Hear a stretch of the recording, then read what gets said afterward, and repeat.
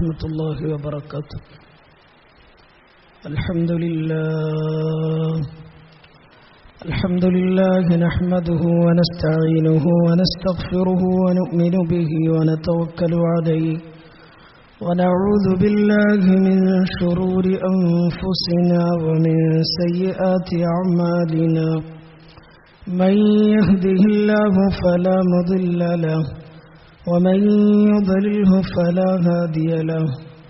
ونشهد أن لا إله إلا الله وحده لا شريك له ونشهد أن محمدا عبده ورسوله أرسله بالهدى ودين الحق ليظهره على الدين كله ولو كره المشركون. اللهم صل على محمد وعلى آل محمد كما صليت على إبراهيم وعلى آل إبراهيم. اللهم بارك على محمد وعلى آل محمد كما باركت على إبراهيم وعلى آل إبراهيم في العالمين إنك حميد مجيد. اللهم رب اشرح لي صدري ويسر لي أمري واحلل عقدة من لساني يفقه قولي. وما توفيقي إلا بالله عليه توكلت وإليه أنيب.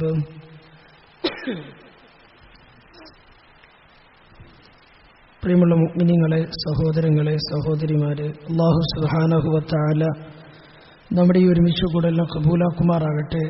നമ്മുടെ ജീവിതത്തിൽ ഇന്നേ വരെ അറിഞ്ഞോ അറിയാതെയോ പലപ്പോഴായി സംഭവിച്ചു പോയിട്ടുള്ള മുഴുവൻ തിന്മകളും തെറ്റുകുറ്റങ്ങളും പടച്ചവനവൻ്റെ മഹ്ദ് ഫദ്ൽ കൊണ്ട് മാപ്പാക്കി തരുമാറാകട്ടെ. ഇനി അങ്ങോട്ട് ശേഷിക്കുന്ന ജീവിതം പരിപൂർണമായും പടച്ചവൻ്റെ തൃപ്തിയിലായി പൊരുത്തത്തിലായി കഴിച്ചുകൂട്ടാനുള്ള തൗഫീഖും അവൻ നമുക്കൊക്കെ നൽകി അനുഗ്രഹിക്കുമാറാകട്ടെ. പരിശുദ്ധ ഖുർആനിൻ്റെ പേരിലുള്ള ഈ കൂടലും ഈ പറയലും കേൾക്കലും ഒക്കെ അല്ലാഹു സാലിഹായ അമലായി നമ്മളിൽ നിന്നും സ്വീകരിക്കുമാറാകട്ടെ. പ്രിയമുള്ള മുഅ്മിനീങ്ങളെ, സഹോദരങ്ങളെ, സഹോദരിമാരെ, കഴിഞ്ഞ ക്ലാസ്സിൽ നമ്മൾ സൂറത്തുൽ കാഫിറൂനാണ് ഓതി പൂർത്തിയാക്കിയത്. കഴിഞ്ഞ 2 ആഴ്ചകളിലായി സൂറത്തുൽ കാഫിറൂൻ്റെ ഏകദേശം വിശദീകരണങ്ങളൊക്കെ നമ്മൾ പറഞ്ഞു കഴിഞ്ഞു. ഇന്ന് നമുക്ക് ഓതാനുള്ളത് പുതിയ ഒരു സൂറത്താണ്. സൂറത്തുൽ കാഫിറൂൻ കഴിഞ്ഞാൽ പിന്നെ വരുന്ന സൂറത്തിൻ്റെ പേരെന്താണ്? സൂറത്തുൻ നസ്ർ അല്ലേ? എല്ലാവർക്കും മനപ്പാടുള്ള, എപ്പോഴും ഓതാറുള്ളതാണ്. നിസ്കാരത്തിലൊക്കെ പ്രത്യേകിച്ച് മഗ്രിബിൽ കേൾക്കാറുള്ളതാണ്. അതുകൊണ്ട് അറിയാത്ത സൂറത്തല്ല, എല്ലാവർക്കും നല്ലപോലെ അറിയുന്ന മനപ്പാടുള്ള സൂറത്താണ്. ആ സൂറത്ത് ഏകദേശം 3 ആയത്തുകളാണുള്ളത്. അതുമായി ബന്ധപ്പെട്ട കാര്യങ്ങളാണ് ഇനി നമുക്ക് പറയാനുള്ളത്. സൂറത്ത് ഇദാ ജാഅ നസ്റുല്ലാഹി വൽ ഫത്ഹ് വറഅയ്ത الناس يدخلون في دين الله أفواجا فسبح بحمد ربك واستغفر إنه كان توابا. സൂറത്തിന്റെ പേരെന്താണ്? നസ്ർ എന്നാണ്. മദീനയിൽ അവതരിച്ച സൂറത്താണ്. എന്ന് പറഞ്ഞാൽ റസൂലുള്ളാഹി സ്വല്ലല്ലാഹു അലൈഹി വസല്ലമ തങ്ങളുടെ ജീവിതത്തിൻ്റെ അവസാന കാലത്താണ് ഈ സൂറത്ത് ഇറങ്ങുന്നത്. ഏകദേശം നബി തങ്ങളുടെ 53 വയസ്സിന് ശേഷം, നബി തങ്ങൾ മക്കയിൽ നിന്ന് ഹിജറ ചെയ്ത് മദീനയിലേക്ക് എത്തിയതിനു ശേഷം മദീനയിൽ ഇറക്കപ്പെട്ട സൂറത്തുകൾക്കാണ് മദനിയ എന്ന് പറയുന്നത്. ഈ സൂറത്തുകളുടെ കൂട്ടത്തിൽ തന്നെ ഏറ്റവും അവസാനം ഇറങ്ങിയ ഒരു പൂർണ്ണ സൂറത്തിന്റെ പേരാണ് സൂറത്തുൻ നസ്ർ. ഈ സൂറത്തിന് വേറെയും ഒന്ന് രണ്ട് പേരുകളുണ്ട്. നമ്മളെപ്പോഴും കേട്ടതും നമുക്ക് മനപ്പാടുള്ളതൊക്കെ നസ്ർ എന്നാണ്. അല്ലെങ്കിൽ നമ്മൾ പറയാറുള്ളത് ഇദാ ജാ നസ്റുല്ലാ എന്ന് പറയും. അങ്ങനെയാണ് നമുക്കൊക്കെ പരിചയം. വേറൊരു പേരും കൂടിയുണ്ട്, സൂറത്തുൽ ഫത്ഹ് അല്ലേ. ഇദാ ജാ നസ്റുല്ലാഹി വൽ ഫത്ഹ് എന്ന് പറഞ്ഞു നിർത്തിയല്ലോ. ആ ഫത്ഹ് എന്ന വാക്ക് ഈ സൂറത്തിന്റെ പേരായിട്ട് പറയാറുണ്ട്. വേറെയും ഒരു സൂറത്തുണ്ട്, സൂറത്തുൽ ഫത്ഹ്, കേട്ടിട്ടില്ലേ? ഇന്നാ ഫതഹ്നാ ലക ഫത്ഹം മുബീന, ഇങ്ങനെ തുടങ്ങുന്ന ഒരു സൂറത്തുണ്ട്. ആ സൂറത്തിന്റെ പേരും ഫത്ഹ് തന്നെയാണ്. ഇതിന്റെ രണ്ടാമത്തെ ഒരു പേരാണ് ഫത്ഹ്.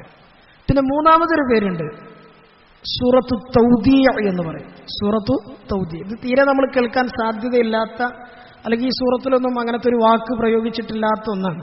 അതുകൊണ്ട് നമ്മൾ ആദ്യമായിട്ടായിരിക്കും കേൾക്കുന്നത്. ഇങ്ങനെ 2-3 പേരുകളിലാണ് ഈ സൂറത്ത് അറിയപ്പെടുന്നത്. നസ്ർ എന്ന വാക്കിന്റെ അർത്ഥം എന്താണ്? നസ്ർ എന്ന് പറഞ്ഞാൽ സഹായം അല്ലേ, അള്ളാഹുവിന്റെ ഭാഗത്ത് നിന്നുള്ള സഹായം എന്ന ഉദ്ദേശമാണ് നസ്ർ എന്ന വാക്കിനുള്ളത്. രണ്ടാമത്തെ വാക്ക് ഫത്ഹ് എന്നാണ്. ഫത്ഹ് എന്ന വാക്കിന്റെ അർത്ഥം എന്താണ്? വിജയം, വിജയം. മൂന്നാമത്തേത് തൗദീഅ എന്നാണ്. തൗദീഅ എന്ന വാക്കിന്റെ അർത്ഥം എന്താണ്? വിദാ, കേട്ടില്ലേ? വിദാ എന്ന വാക്കിനെ നമ്മൾ എന്താ അർത്ഥം വെക്കല്? വിടവാങ്ങൽ അല്ലേ. വിടവാങ്ങൽ എന്ന അർത്ഥം കൂടി, ആ നിലയിൽ അർത്ഥം വരുന്ന ഒരു വാക്കുകൂടി ഈ സൂറത്തിന്റെ പേരിലുണ്ട്. ഇതിന് വ്യത്യസ്തങ്ങളായ ആശയങ്ങളും ഉദ്ദേശങ്ങളും ഉള്ളതുകൊണ്ടാണ് ഈ സൂറത്തിന് പേരുകളും തന്നെ വ്യത്യസ്തങ്ങളായി ഉണ്ടായത്. അതിന്റെ കാരണങ്ങൾ നമുക്ക് പറയാം. പരിശുദ്ധ ഖുർആനിൽ ഏറ്റവും അവസാനം ഇറക്കപ്പെട്ട സൂറത്താണ് ഈ സൂറത്തുൻ നസ്ർ. ആയത്തല്ല കേട്ടോ, സൂറത്താ പറഞ്ഞു. പരിപൂർണമായി ഇറക്കപ്പെട്ട സൂറത്തുകളുടെ കൂട്ടത്തിൽ അവസാനം ഇറങ്ങിയത് സൂറത്തുൻ നസ്റാണ്. ഈ സൂറത്ത് ഇറങ്ങിയതിനു ശേഷം ആയത്തുകൾ പലതും ഇറങ്ങിയിട്ടുണ്ട്. പക്ഷെ സൂറത്ത് മൊത്തത്തിൽ അവസാനമായി ഇറങ്ങിയത് സൂറത്തുൻ നസ്റാണ് എന്ന് ഹദീസിന്റെ കിതാബുകളിൽ നമുക്ക് കാണാൻ കഴിയും. അപ്പോ ഈ സൂറത്തിന് ഇങ്ങനെ വ്യത്യസ്തമായ പേരുകളുണ്ട്. ഈ പേരുകൾ ഉണ്ടാകാൻ അതിൻ്റെതായ കാരണങ്ങളും പശ്ചാത്തലങ്ങളും ഉണ്ട്. ഈ സൂറത്ത് ഇറങ്ങിയത് തന്നെ അത് എപ്പോഴാണ്, എവിടെയാണ് എന്ന കാര്യത്തിൽ മുഫസ്സിരീങ്ങൾക്കിടയിൽ, തഫ്സീറിന്റെ ഉലമാക്കൾക്കിടയിൽ അഭിപ്രായ വ്യത്യാസമുണ്ട്. അതിൽ ഒരഭിപ്രായം മക്ക ഫത്ഹ് കഴിഞ്ഞതിന് ശേഷം, മക്കം ഫത്ഹ് കേട്ടിട്ടില്ലേ? ഹിജ്റ 8ാമത്തെ ഇസ്ലാമിക ചരിത്രത്തിലെ ഏറ്റവും പ്രധാനപ്പെട്ട ഒരു സംഭവമാണ് മക്കം ഫത്ഹ്. ആ മക്കം ഫത്ഹ് കഴിഞ്ഞ ഉടനെ നബി തങ്ങൾ സല്ലല്ലാഹു അലൈഹി വസല്ലം മദീനയിലേക്ക് തിരിച്ചെത്തിയപ്പോൾ ഇറങ്ങിയതാണ് ഈ സൂറത്ത് എന്നൊരു അഭിപ്രായമുണ്ട്. രണ്ടാമത്തെ അഭിപ്രായം ബാദ ഹജ്ജത്തുൽ വദാ, മക്കം ഫത്ഹ് കഴിഞ്ഞു 8ാമത്തെ വർഷം, അത് കഴിഞ്ഞ് 9ാമത്തെ വർഷം കഴിഞ്ഞ് 10ാമത്തെ വർഷം നബി തങ്ങൾ സല്ലല്ലാഹു അലൈഹി വസല്ലം മദീനയിൽ നിന്ന് സഹാബാക്കളെയും കൂട്ടിയിട്ട് അവസാനമായി ഒരു ഹജ്ജ് ചെയ്യാൻ വരുന്നുണ്ട്. അവസാനം എന്ന് പറഞ്ഞാൽ ആദ്യത്തേതും അവസാനത്തേതും നബി തങ്ങൾ ആകെ ഒരൊറ്റ ഹജ്ജേ ചെയ്തിട്ടുള്ളൂ. അത് ഹിജ്റ 10ാമത്തെ വർഷമാണ്. ഈ ഹജ്ജ് കഴിഞ്ഞ് നബി തങ്ങൾ സല്ലല്ലാഹു അലൈഹി വസല്ലം തിരിച്ചെത്തിയതിന് ശേഷമാണ് ഈ സൂറത്ത് ഇറങ്ങിയത് എന്ന് മറ്റൊരു അഭിപ്രായം. മൂന്നാമതൊരു അഭിപ്രായം, ഈ അവസാനത്തെ ഹജ്ജ് ചെയ്യുന്നതിൻ്റെ ഇടയിൽ, ഒരു ഹജ്ജിന്റെ അവസാനത്തെ ദിവസങ്ങളുണ്ട്, അയ്യാമു തശ്രീഖ് അല്ലേ, ദുൽഹജ്ജ് 11, 12, 13 ദിവസങ്ങൾ. ഈ ദിവസങ്ങൾ ഹജ്ജിന്റെ ഏറ്റവും ഒടുക്കത്തെ അവസാനത്തെ ദിവസങ്ങളാണ്. ഈ ദിവസങ്ങളുടെ കൂട്ടത്തിൽ 12ാമത്തെ ദിവസമാണ് നബി തങ്ങൾ സല്ലല്ലാഹു അലൈഹി വസല്ലമയുടെ മേൽ ഈ സൂറത്ത് ഇറങ്ങിയത് എന്ന് വേറെ ചില മുഫസ്സിരീങ്ങൾ പറയുന്നുണ്ട്. ഈ സൂറത്ത് ഇറങ്ങിയതിന് ശേഷം നബി തങ്ങൾ സല്ലല്ലാഹു അലൈഹി വസല്ലം 13ാമത്തെ ദിവസം എന്ന് പറഞ്ഞാൽ അതിന്റെ പിറ്റേ ദിവസം നമ്മളൊക്കെ കേട്ട് പരിചയിച്ച, നമുക്കൊക്കെ അറിയാവുന്ന നബി തങ്ങളുടെ വിടവാങ്ങൽ പ്രസംഗം ഖുത്ബത്തുൽ വദാ, ഹജ്ജത്തുൽ വദാഇന്റെ ഏറ്റവും അവസാനത്തിൽ എല്ലാ സഹാബാക്കളെയും ഒരുമിച്ച് കൂട്ടിയിട്ട് നബി തങ്ങൾ സല്ലല്ലാഹു അലൈഹി വസല്ലം ഒരു വിടവാങ്ങൽ പ്രസംഗം നടത്തിയല്ലോ, അത് ഈ സൂറത്ത് ഇറങ്ങിയതിന് ശേഷമാണ് എന്ന് ഈ അഭിപ്രായം പറയുന്ന ഉലമാക്കള് പറയുന്നുണ്ട്.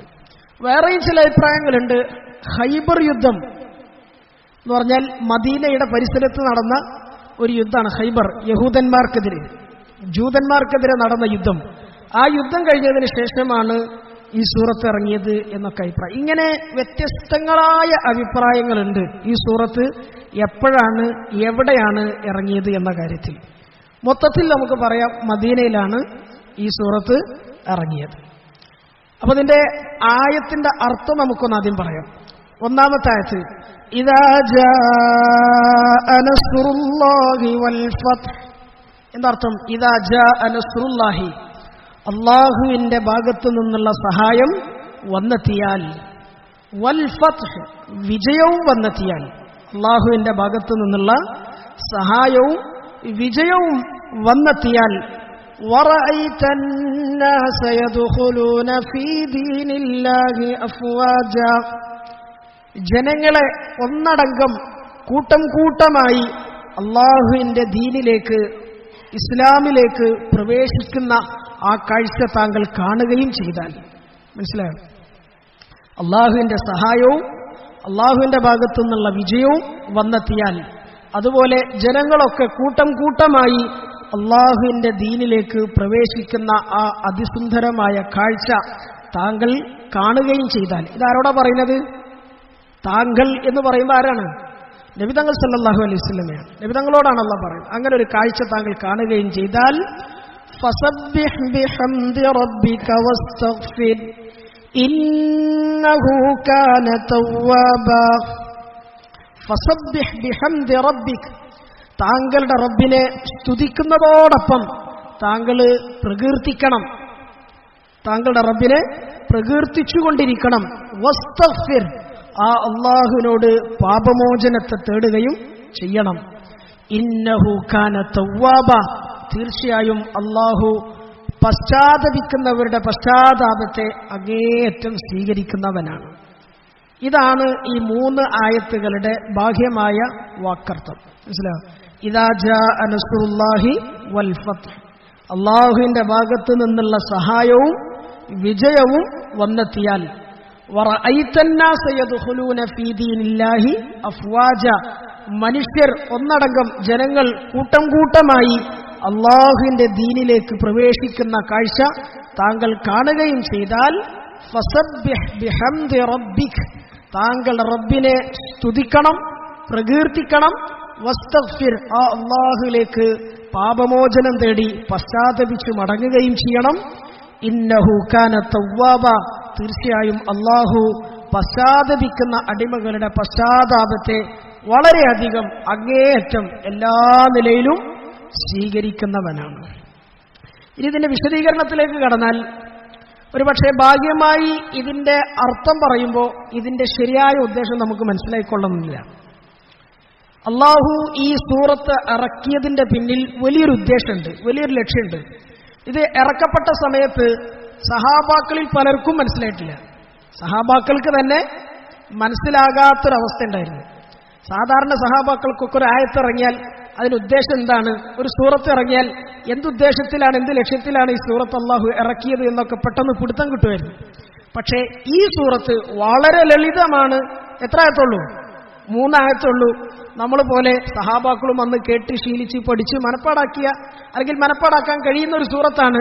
പക്ഷെ അവരിൽ പലർക്കും, ഭൂരിപക്ഷം വരുന്ന ആളുകൾക്കും ഈ സൂറത്തിന്റെ യഥാർത്ഥ ഉദ്ദേശം എന്താണ് എന്നറിയാത്ത ഒരവസ്ഥ ഉണ്ടായിരുന്നു എന്ന് ചരിത്രത്തിൽ നമുക്ക് കാണാൻ കഴിയും. ഉമർ ബിൻ ഖത്താബ് റളിയല്ലാഹു അൻഹു, അദ്ദേഹത്തിന്റെ ഭരണകാലത്ത്, ഉമർ ബിൻ ഖത്താബ് റളിയല്ലാഹു അൻഹുവിന്റെ ഖിലാഫത്തിന്റെ കാലത്ത് അദ്ദേഹം ചെയ്യുന്ന ഒരു പതിവ് നമുക്ക് കിതാബുകളിൽ, തഫ്സീറിന്റെ കിതാബുകളിൽ കാണാൻ കഴിയും. ബദറിൽ പങ്കെടുത്ത സഹാബാക്കളെ അദ്ദേഹം പ്രത്യേകം ആദരിച്ച് അവർക്ക് വേണ്ടി സദസ്സുകൾ സംഘടിപ്പിക്കാറുണ്ട്. ബദർ പങ്കെടുത്തവർ എത്ര ആളാ? എണ്ണത്ര 313. നബി തങ്ങൾ സല്ലല്ലാഹു അലൈഹി വസല്ലമയുടെ കാലം കഴിഞ്ഞു, അബൂബക്കർ സിദ്ദീഖ് റളിയല്ലാഹുവിന്റെ കാലം കഴിഞ്ഞു, പിന്നെയാണ് ഉമർ റളിയല്ലാഹുവിന്റെ കാലഘട്ടം വരുന്നത്. അദ്ദേഹത്തിന്റെ കാലഘട്ടത്തിലാണ് ബദറിൽ പങ്കെടുത്ത സഹാബാക്കൾക്ക് അവരോടുള്ള ആദരവും അവരോടുള്ള ബഹുമാനവും നിലനിർത്തണം എന്നുള്ള ഉദ്ദേശത്തിൽ ഉമർ ഇബ്നുൽ ഖത്താബ് റളിയല്ലാഹു അൻഹു സാധാരണ അവർക്ക് വേണ്ടി സദസ്സ് ഇങ്ങനെ ഒരുമിച്ച് കൂട്ടും, സംഘടിപ്പിക്കാറുണ്ട്. അതിൽ എണ്ണം കുറവാണ്. 313-ൽ ആ ബദറിൽ തന്നെ ഷഹീദായ സഹാബാക്കളുണ്ട്.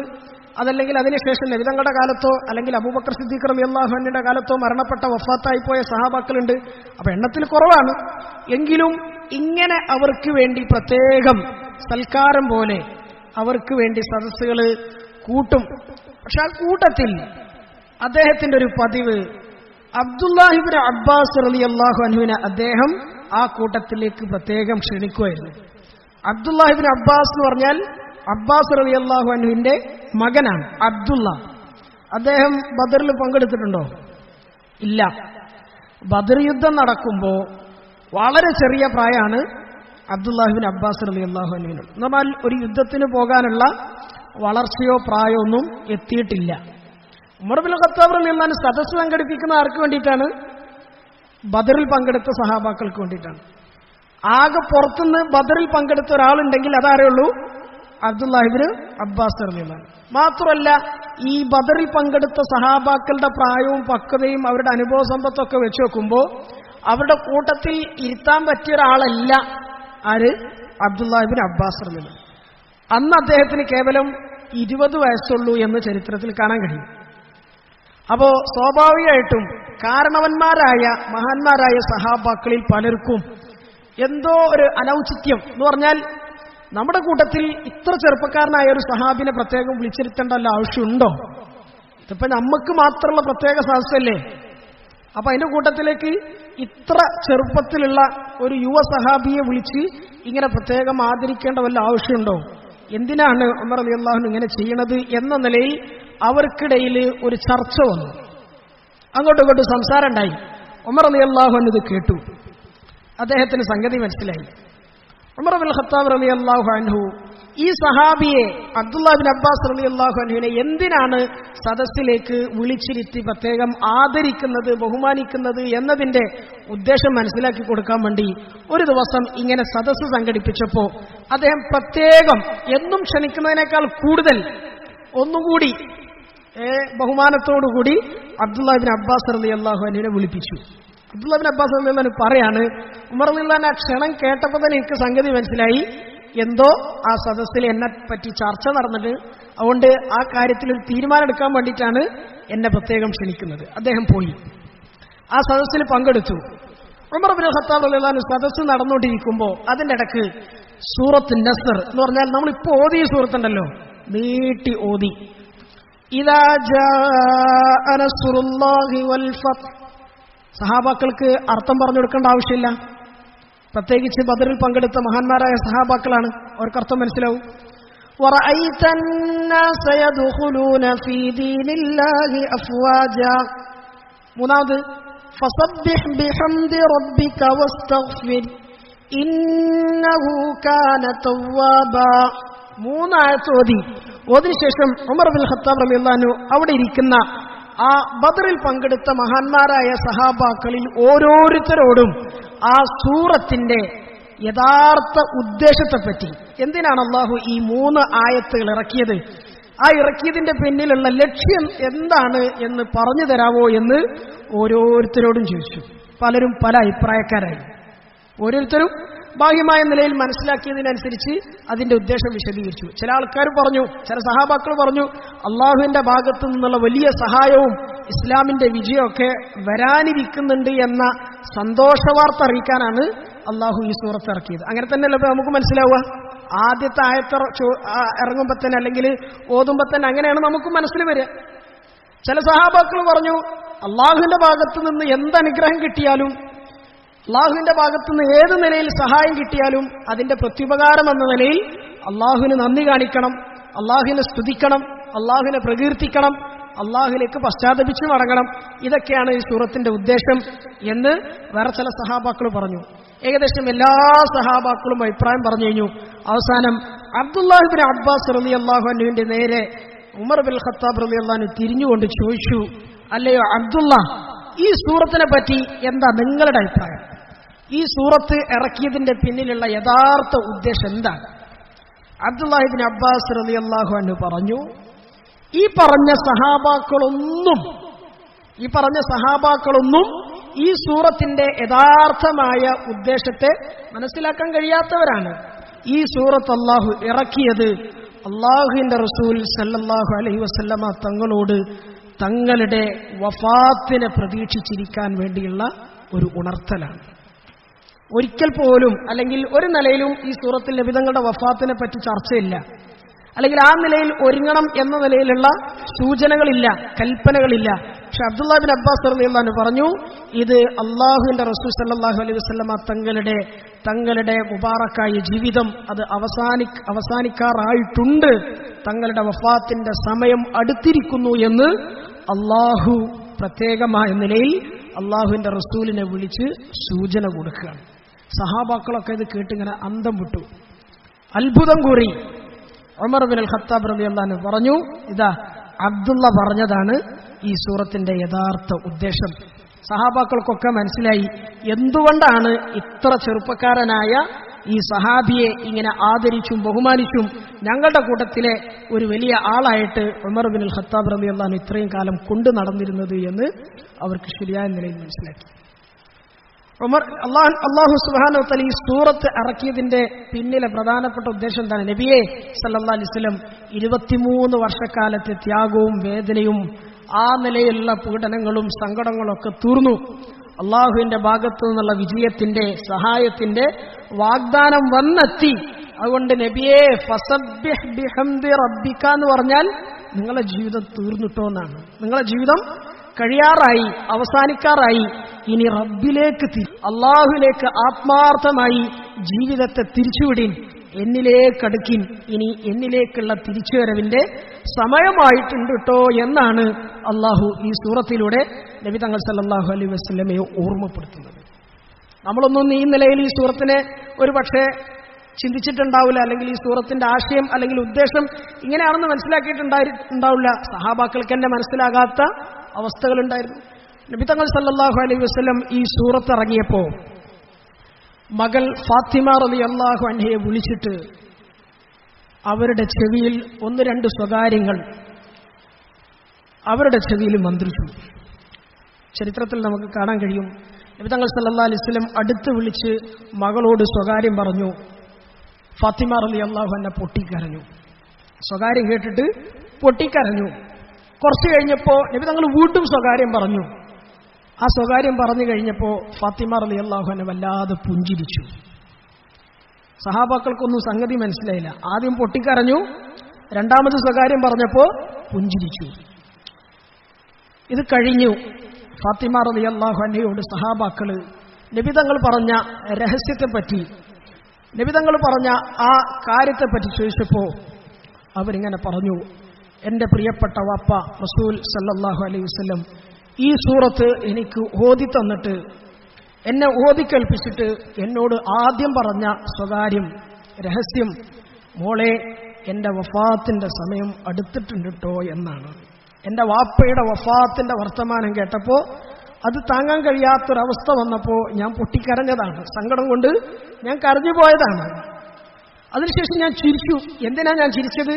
രണ്ടാമത് ഞാൻ കരഞ്ഞുകൊണ്ടിരിക്കുമ്പോൾ എന്റെ റസൂൽ സല്ലല്ലാഹു അലൈഹി വസല്ലം എന്നെ വീണ്ടും തങ്ങളുടെ ചുണ്ടിനോട് അടുപ്പിച്ച് എന്റെ കാതിൽ മന്ത്രിച്ചു, മോളെ ഞാൻ വഫാത്തായി കഴിഞ്ഞാൽ, ഞാൻ ഈ ദുനിയാവിൽ നിന്ന് വിട പറഞ്ഞു പോയാൽ, പിന്നെ എന്നിലേക്ക് എന്ന് പറഞ്ഞാൽ ആഖിറത്തിലേക്ക് ആദ്യമായി എന്നിലേക്ക് വന്നു ചേരുന്നത് എന്റെ കുടുംബത്തിൽ നിന്ന് നീയായിരിക്കും എന്ന് പറഞ്ഞാൽ എന്തായാലും എനിക്ക് ശേഷം കൂടുതൽ കാലമൊന്നും നീയും ഈ ഭൂമിയിൽ ജീവിച്ചിരിക്കൂല. എന്നിലേക്ക് എന്റെ കുടുംബത്തിൽ നിന്ന്, ഞാനുമായി ബന്ധപ്പെട്ടവരിൽ നിന്ന് ആദ്യമായി എന്നെ കണ്ടുമുട്ടാൻ ഭാഗ്യം കിട്ടുന്നത് ആർക്കാണ്? നിനക്കാണ് എന്ന് പറഞ്ഞപ്പോ ഫാത്തിമ റളിയല്ലാഹു അൻഹ സന്തോഷം കൊണ്ട് പുഞ്ചിരിച്ചു. ശരിക്ക് മരണത്തെക്കുറിച്ചിട്ടാ പറയുന്നത്. നമ്മളോട് നമ്മുടെ മരണത്തെക്കുറിച്ചിട്ട് അത് ഇന്ന ദിവസം ഉറപ്പായും സംഭവിക്കട്ടോ അല്ലെങ്കിൽ അത് ഉടനുണ്ടാവട്ടോ എന്ന് പറഞ്ഞാൽ നമ്മൾ ചിരിക്കുമോ? നമുക്ക് ചിരിക്കാൻ കഴിയുമോ? എന്തുകൊണ്ടാണ് കഴിയാത്തത്? നമ്മൾ ആഖിറത്തെ പ്രതീക്ഷിക്കുന്ന വിഷയത്തിൽ അല്ലെങ്കിൽ ആഖിറത്തിലേക്ക് ഒരുങ്ങുന്ന കാര്യത്തിൽ നമ്മൾ ഒരുപാട് പിന്നിലാണ്. അതുകൊണ്ട് നമുക്ക് ഭയങ്കര ബേജാറാണ്. എന്നാൽ ഫാത്തിമ റളിയല്ലാഹു അൻഹ മരണത്തിന്റെ ആ വാർത്ത കേട്ടിട്ട്, അല്ലെങ്കിൽ ഉടനെ മരിക്കും എന്ന നബി തങ്ങൾ സല്ലല്ലാഹു അലൈഹി വസല്ലമയുടെ വാക്ക് കേട്ടിട്ട് പുഞ്ചിരിക്കുന്ന ചരിത്രം നമുക്ക് കാണാൻ കഴിയും. അതുകൊണ്ട് ഈ സൂറത്തിന്റെ യഥാർത്ഥ ഉദ്ദേശം എന്താണ്? നബി തങ്ങളുടെ വഫാത്തിനെ പറ്റിയിട്ടുള്ള സൂചനയാണ്. വഫാത്തിന് വേണ്ടിയുള്ള ഒരുങ്ങാനുള്ള കൽപ്പനയാണ്. അബൂബക്കർ സിദ്ദീഖ് റളിയല്ലാഹു അൻഹു അദ്ദേഹത്തെ സംബന്ധിച്ച് ചരിത്രത്തിൽ കാണാൻ കഴിയും. നബി തങ്ങൾ സല്ലല്ലാഹു അലൈഹി വസല്ലം ഈ സൂറത്ത് ഇറങ്ങിയതിനു ശേഷം ഉച്ചത്തിൽ സഹാബാക്കളൊക്കെ കേൾക്കെ ഈ സൂറത്ത് ഇങ്ങനെ നീട്ടി ഓതി അബൂബക്കർ റളിയല്ലാഹു അൻഹു വാവിട്ട് കരഞ്ഞു. കാരണം അബൂബക്കർ റളിയല്ലാഹു അൻഹു ഈ ആയത്ത് ഓരോന്നും കേട്ടപ്പോൾ തന്നെ സംഗതി മനസ്സിലായി, എന്റെ പ്രിയപ്പെട്ട റസൂൽ സല്ലല്ലാഹു അലൈഹി വസല്ലമ തങ്ങളുടെ ദുനിയാവിൽ നബി തങ്ങൾക്ക് അനുവദിക്കപ്പെട്ട ജീവിതത്തിന്റെ ആ ആയുസിന്റെ അളവ് തീരാറായിട്ടുണ്ട്, നബി തങ്ങളുടെ വഫാത്തിന്റെ സമയം അടുത്തിട്ടുണ്ട് എന്ന് അദ്ദേഹം മനസ്സിലാക്കി. അദ്ദേഹം പൊട്ടിക്കരഞ്ഞിരുന്നു എന്ന് ചരിത്രത്തിന്റെ കിതാബുകളിൽ അല്ലെങ്കിൽ തഫ്സീറിന്റെ കിതാബുകളിൽ നമുക്ക് കാണാൻ കഴിയും. അതുകൊണ്ട് നബി തങ്ങൾ സല്ലല്ലാഹു അലൈഹി വസല്ലമ തങ്ങളുടെ വഫാത്തിനെ പറ്റിയിട്ടുള്ള വ്യക്തമായ സൂചനയാണ് ഈ സൂറത്തിലുള്ളത്. വേറെയും ചില സൂചനകൾ നബി തങ്ങൾ സല്ലല്ലാഹു അലൈഹി വസല്ലം സ്വന്തം നാവിലൂടെ തന്നെ സഹാബാക്കൾക്ക് പറഞ്ഞു കൊടുത്തതായിട്ട് നമുക്ക് കാണാൻ കഴിയും. ഹജ്ജത്തുൽ വദാഇന്റെ സമയം ഹിജ്റ 10ാമത്തെ വർഷമാണ് ഹജ്ജത്തുൽ വദാ നടക്കുന്നത്. വിടവാങ്ങൽ ഹജ്ജാണ്. ആ ഹജ്ജ് നടക്കുന്ന സമയത്ത് നബി തങ്ങൾ സല്ലല്ലാഹു അലൈഹി വസല്ലം അവസാനമായി ഖുതുബ നടത്തി സഹാബാക്കൾക്ക് ഉപദേശം നൽകുന്ന കൂട്ടത്തിൽ പറഞ്ഞ ഒരു വാക്ക് നമുക്കിങ്ങനെ കാണാൻ കഴിയും. സഹാബാക്കളെ, ഇന്നത്തെ വർഷം കഴിഞ്ഞാൽ, ഇന്നത്തെ ഈ ഹജ്ജിന്റെ സമയം കഴിഞ്ഞാൽ ഒരു പക്ഷേ അടുത്ത വർഷം നിങ്ങളുടെ മുമ്പിൽ ഇങ്ങനെ നിൽക്കാനും നിങ്ങളുടെ മുമ്പിൽ പ്രസംഗിക്കാനും നേർക്കുനേരെ കാണാനും ഈ ദുനിയാവിൽ ഞാൻ ബാക്കി ഉണ്ടായിക്കൊള്ളണമെന്നില്ല എന്ന് റസൂലുള്ളാഹി സ്വല്ലല്ലാഹു അലൈഹി വസല്ലം പറഞ്ഞു. അത് തങ്ങളുടെ വഫാത്തിന്റെ ഒരു സൂചനയാണ്. അന്നത്തെ ദിവസം തന്നെ പരിശുദ്ധ ഖുർആനിലെ ഒരു ആയത്തിറങ്ങി, അൽയൗമ അക്മൽതു ലക്കും ദീനക്കും വഅത്മംതു അലൈക്കും നിഅമതി വറദീതു ലക്കുമുൽ ഇസ്ലാമ ദീന. ചരിത്രത്തിൽ കാണാൻ കഴിയും, ഈ സൂറത്ത് നസ്ർ ഇറങ്ങിയതിന് ശേഷമാണ് ഈ ആയത്ത് ഇറങ്ങുന്നത്. ഈ ആയത്ത് സൂറത്തുൽ മാഇദയിൽ കാണാം. അല്ലാഹു പറയാൻ, അൽയൗമ അക്മൽതു ലക്കും ദീനക്കും വഅത്മംതു അലൈക്കും നിഅമതി വറദീതു ലക്കുമുൽ ഇസ്ലാമ ദീന. അൽയൗമ അക്മൽതു ലക്കും ദീനക്കും, ഇന്നത്തെ ദിവസത്തോടുകൂടി നിങ്ങളുടെ ദീനിനെ ഞാനിതാ പൂർത്തിയാക്കി തന്നിരിക്കുന്നു കേട്ടോ. വറദീതു ലക്കുമുൽ ഇസ്ലാമ ദീന, ഞാൻ നിങ്ങൾക്ക് ചെയ്തു തന്നിരുന്ന അല്ലെങ്കിൽ നിങ്ങൾക്ക് ഞാൻ വർഷിച്ചു തന്ന ഈ അനുഗ്രഹം, ദീനാകുന്ന ഇസ്ലാമാകുന്ന നിഅമത്ത്, അത് ഇന്നത്തോടുകൂടി അതിന്റെ പൂർത്തീകരണം അത് സംഭവിച്ചു കഴിഞ്ഞു. വറദീതു ലക്കുമുൽ ഇസ്ലാമ ദീന, ഇനി ഞാൻ നിങ്ങൾക്ക് തൃപ്തിപ്പെടുന്ന ഒരു ദീനുണ്ടെങ്കിൽ അത് ഇസ്ലാം മാത്രമാണ് എന്ന് പറഞ്ഞുകൊണ്ട് അല്ലാഹു ആയത്തിറക്കി. ഈ ആയത്തിറങ്ങിയ ഉടനെ അബൂബക്കർ സിദ്ദീഖ് റളിയല്ലാഹു അൻഹു ഇങ്ങനെ പൊട്ടിക്കരഞ്ഞു. സഹാബാക്കൾ ചോദിച്ചു, അല്ലയോ അബൂബക്കർ റളിയല്ലാഹു അൻഹു, നിങ്ങൾ എന്തിനാ ഇങ്ങനെ കരയുന്നത്? ഇത് യഥാർത്ഥത്തിൽ അള്ളാഹുവിന്റെ ഭാഗത്തുനിന്ന് ഒരു സന്തോഷ വാർത്തയല്ലേ? എന്ന് പറഞ്ഞാൽ ദീൻ പൂർത്തിയാവുകയാണ്, അള്ളാഹു നിഅമത്ത് പൂർത്തിയാക്കി തന്നിരിക്കുകയാണ്. അള്ളാഹു ഇഷ്ടപ്പെടുന്ന തൃപ്തിപ്പെടുന്ന ദീൻ അത് ഇസ്ലാമാണെന്ന് അള്ളാഹു പ്രഖ്യാപിക്കാണ്. എന്തുകൊണ്ടും സന്തോഷിക്കേണ്ട അല്ലെങ്കിൽ ആനന്ദിക്കേണ്ട ആ നിലയിൽ സൂചനകളുള്ള ഒരു ആയത്താണല്ലോ, പിന്നെ എന്തിനാ നിങ്ങൾ കരയുന്നത്? അബൂബക്കർ സിദ്ദീഖ് റളിയല്ലാഹു അൻഹു പറഞ്ഞു, സഹാബാക്കളെ, നിങ്ങൾ പറയുന്നത് പോലെ അല്ല കാര്യം. ദീൻ പൂർത്തിയായി എന്ന് പറഞ്ഞാൽ അത് റസൂലുള്ളാഹി സ്വല്ലല്ലാഹു അലൈഹി വസല്ലമ തങ്ങളുടെ ആയുസ്സിന്റെ കൂടി പൂർത്തീകരണമാണ്. നബി തങ്ങളുടെ വഫാത്തിന്റെ സമയം കൂടി അടുത്തിട്ടുണ്ട് എന്നാണ് ഈ സൂറത്തിന്റെ മറ്റൊരു ഉദ്ദേശം എന്ന് അബൂബക്കർ സിദ്ദീഖ് റളിയല്ലാഹു അൻഹു സഹാബാക്കൾക്ക് പറഞ്ഞു മനസ്സിലാക്കി കൊടുത്തതായി നമുക്ക് കാണാൻ കഴിയും. അതുകൊണ്ട് നബി തങ്ങളുടെ വഫാത്ത് ഈ സൂറത്തിന്റെ പ്രധാനപ്പെട്ട ഒരു ചർച്ചാ വിഷയമാണ്. അത് നമുക്ക് പറയണം. അതിന് മുമ്പായിട്ട് ഈ സൂറത്തിന്റെ ആദ്യത്തെ ആയത്തിൽ അള്ളാഹു പറയുന്ന, ഒന്നാമത്തെയും രണ്ടാമത്തെയും ആയത്തുകളിൽ അള്ളാഹു പറയുന്ന ചില കാര്യങ്ങൾ, അതിനെ സംബന്ധിച്ചിട്ട് നമ്മൾ അറിയണം. ഇദാ ജാഅ നസ്റുല്ലാഹി വൽ ഫത്ഹ്, അള്ളാഹുവിന്റെ ഭാഗത്തു നിന്നുള്ള സഹായവും അള്ളാഹുവിന്റെ ഭാഗത്തു നിന്നുള്ള വിജയവും വന്നാൽ എന്ന് അള്ളാഹു ആദ്യത്തെ ആയത്തിൽ പറഞ്ഞു. അള്ളാഹുവിന്റെ സഹായം അല്ലെങ്കിൽ അള്ളാഹുവിന്റെ ഭാഗത്തു നിന്നുള്ള വിജയം, എന്താണ് അതിന്റെ ഉദ്ദേശം? അതിനെ സംബന്ധിച്ച് മുഫസ്സിരീങ്ങൾ കൃത്യമായി എഴുതി വെക്കുന്നുണ്ട്. അവര് പറഞ്ഞു മനസ്സിലാക്കി തരുന്നുണ്ട്. അള്ളാഹുവിന്റെ ഭാഗത്തു നിന്നുള്ള വിജയം അല്ലെങ്കിൽ സഹായം എന്നതുകൊണ്ട് അള്ളാഹു ഉദ്ദേശിച്ചത് മക്കം ഫത്ഹാണ്. മക്കം ഫത്ഹ്, അതായത് നബി തങ്ങൾ സല്ലല്ലാഹു അലൈഹി വസല്ലം മക്കയിൽ നിന്ന് മദീനയിലേക്ക് ഹിജ്റ പോയി 8ാമത്തെ വർഷം 10,000 സഹാബാക്കളെയും കൊണ്ട് തിരിച്ചു മക്കയിലേക്ക് വരികയും ആ മക്ക ഒന്നടങ്കം ഇസ്ലാമിന് കീഴടങ്ങുകയും ചെയ്ത ഒരു പ്രധാനപ്പെട്ട ചരിത്രം, ആ സംഭവത്തെ സൂചിപ്പിച്ചുകൊണ്ടാണ് അള്ളാഹു ഇങ്ങനെ പറഞ്ഞത്. അള്ളാഹുവിന്റെ ഭാഗത്തു നിന്നുള്ള വിജയം താങ്കൾക്ക് വന്നാൽ, സഹായം വന്നെത്തിയാൽ. അതിനുശേഷം എന്താ പറഞ്ഞത്?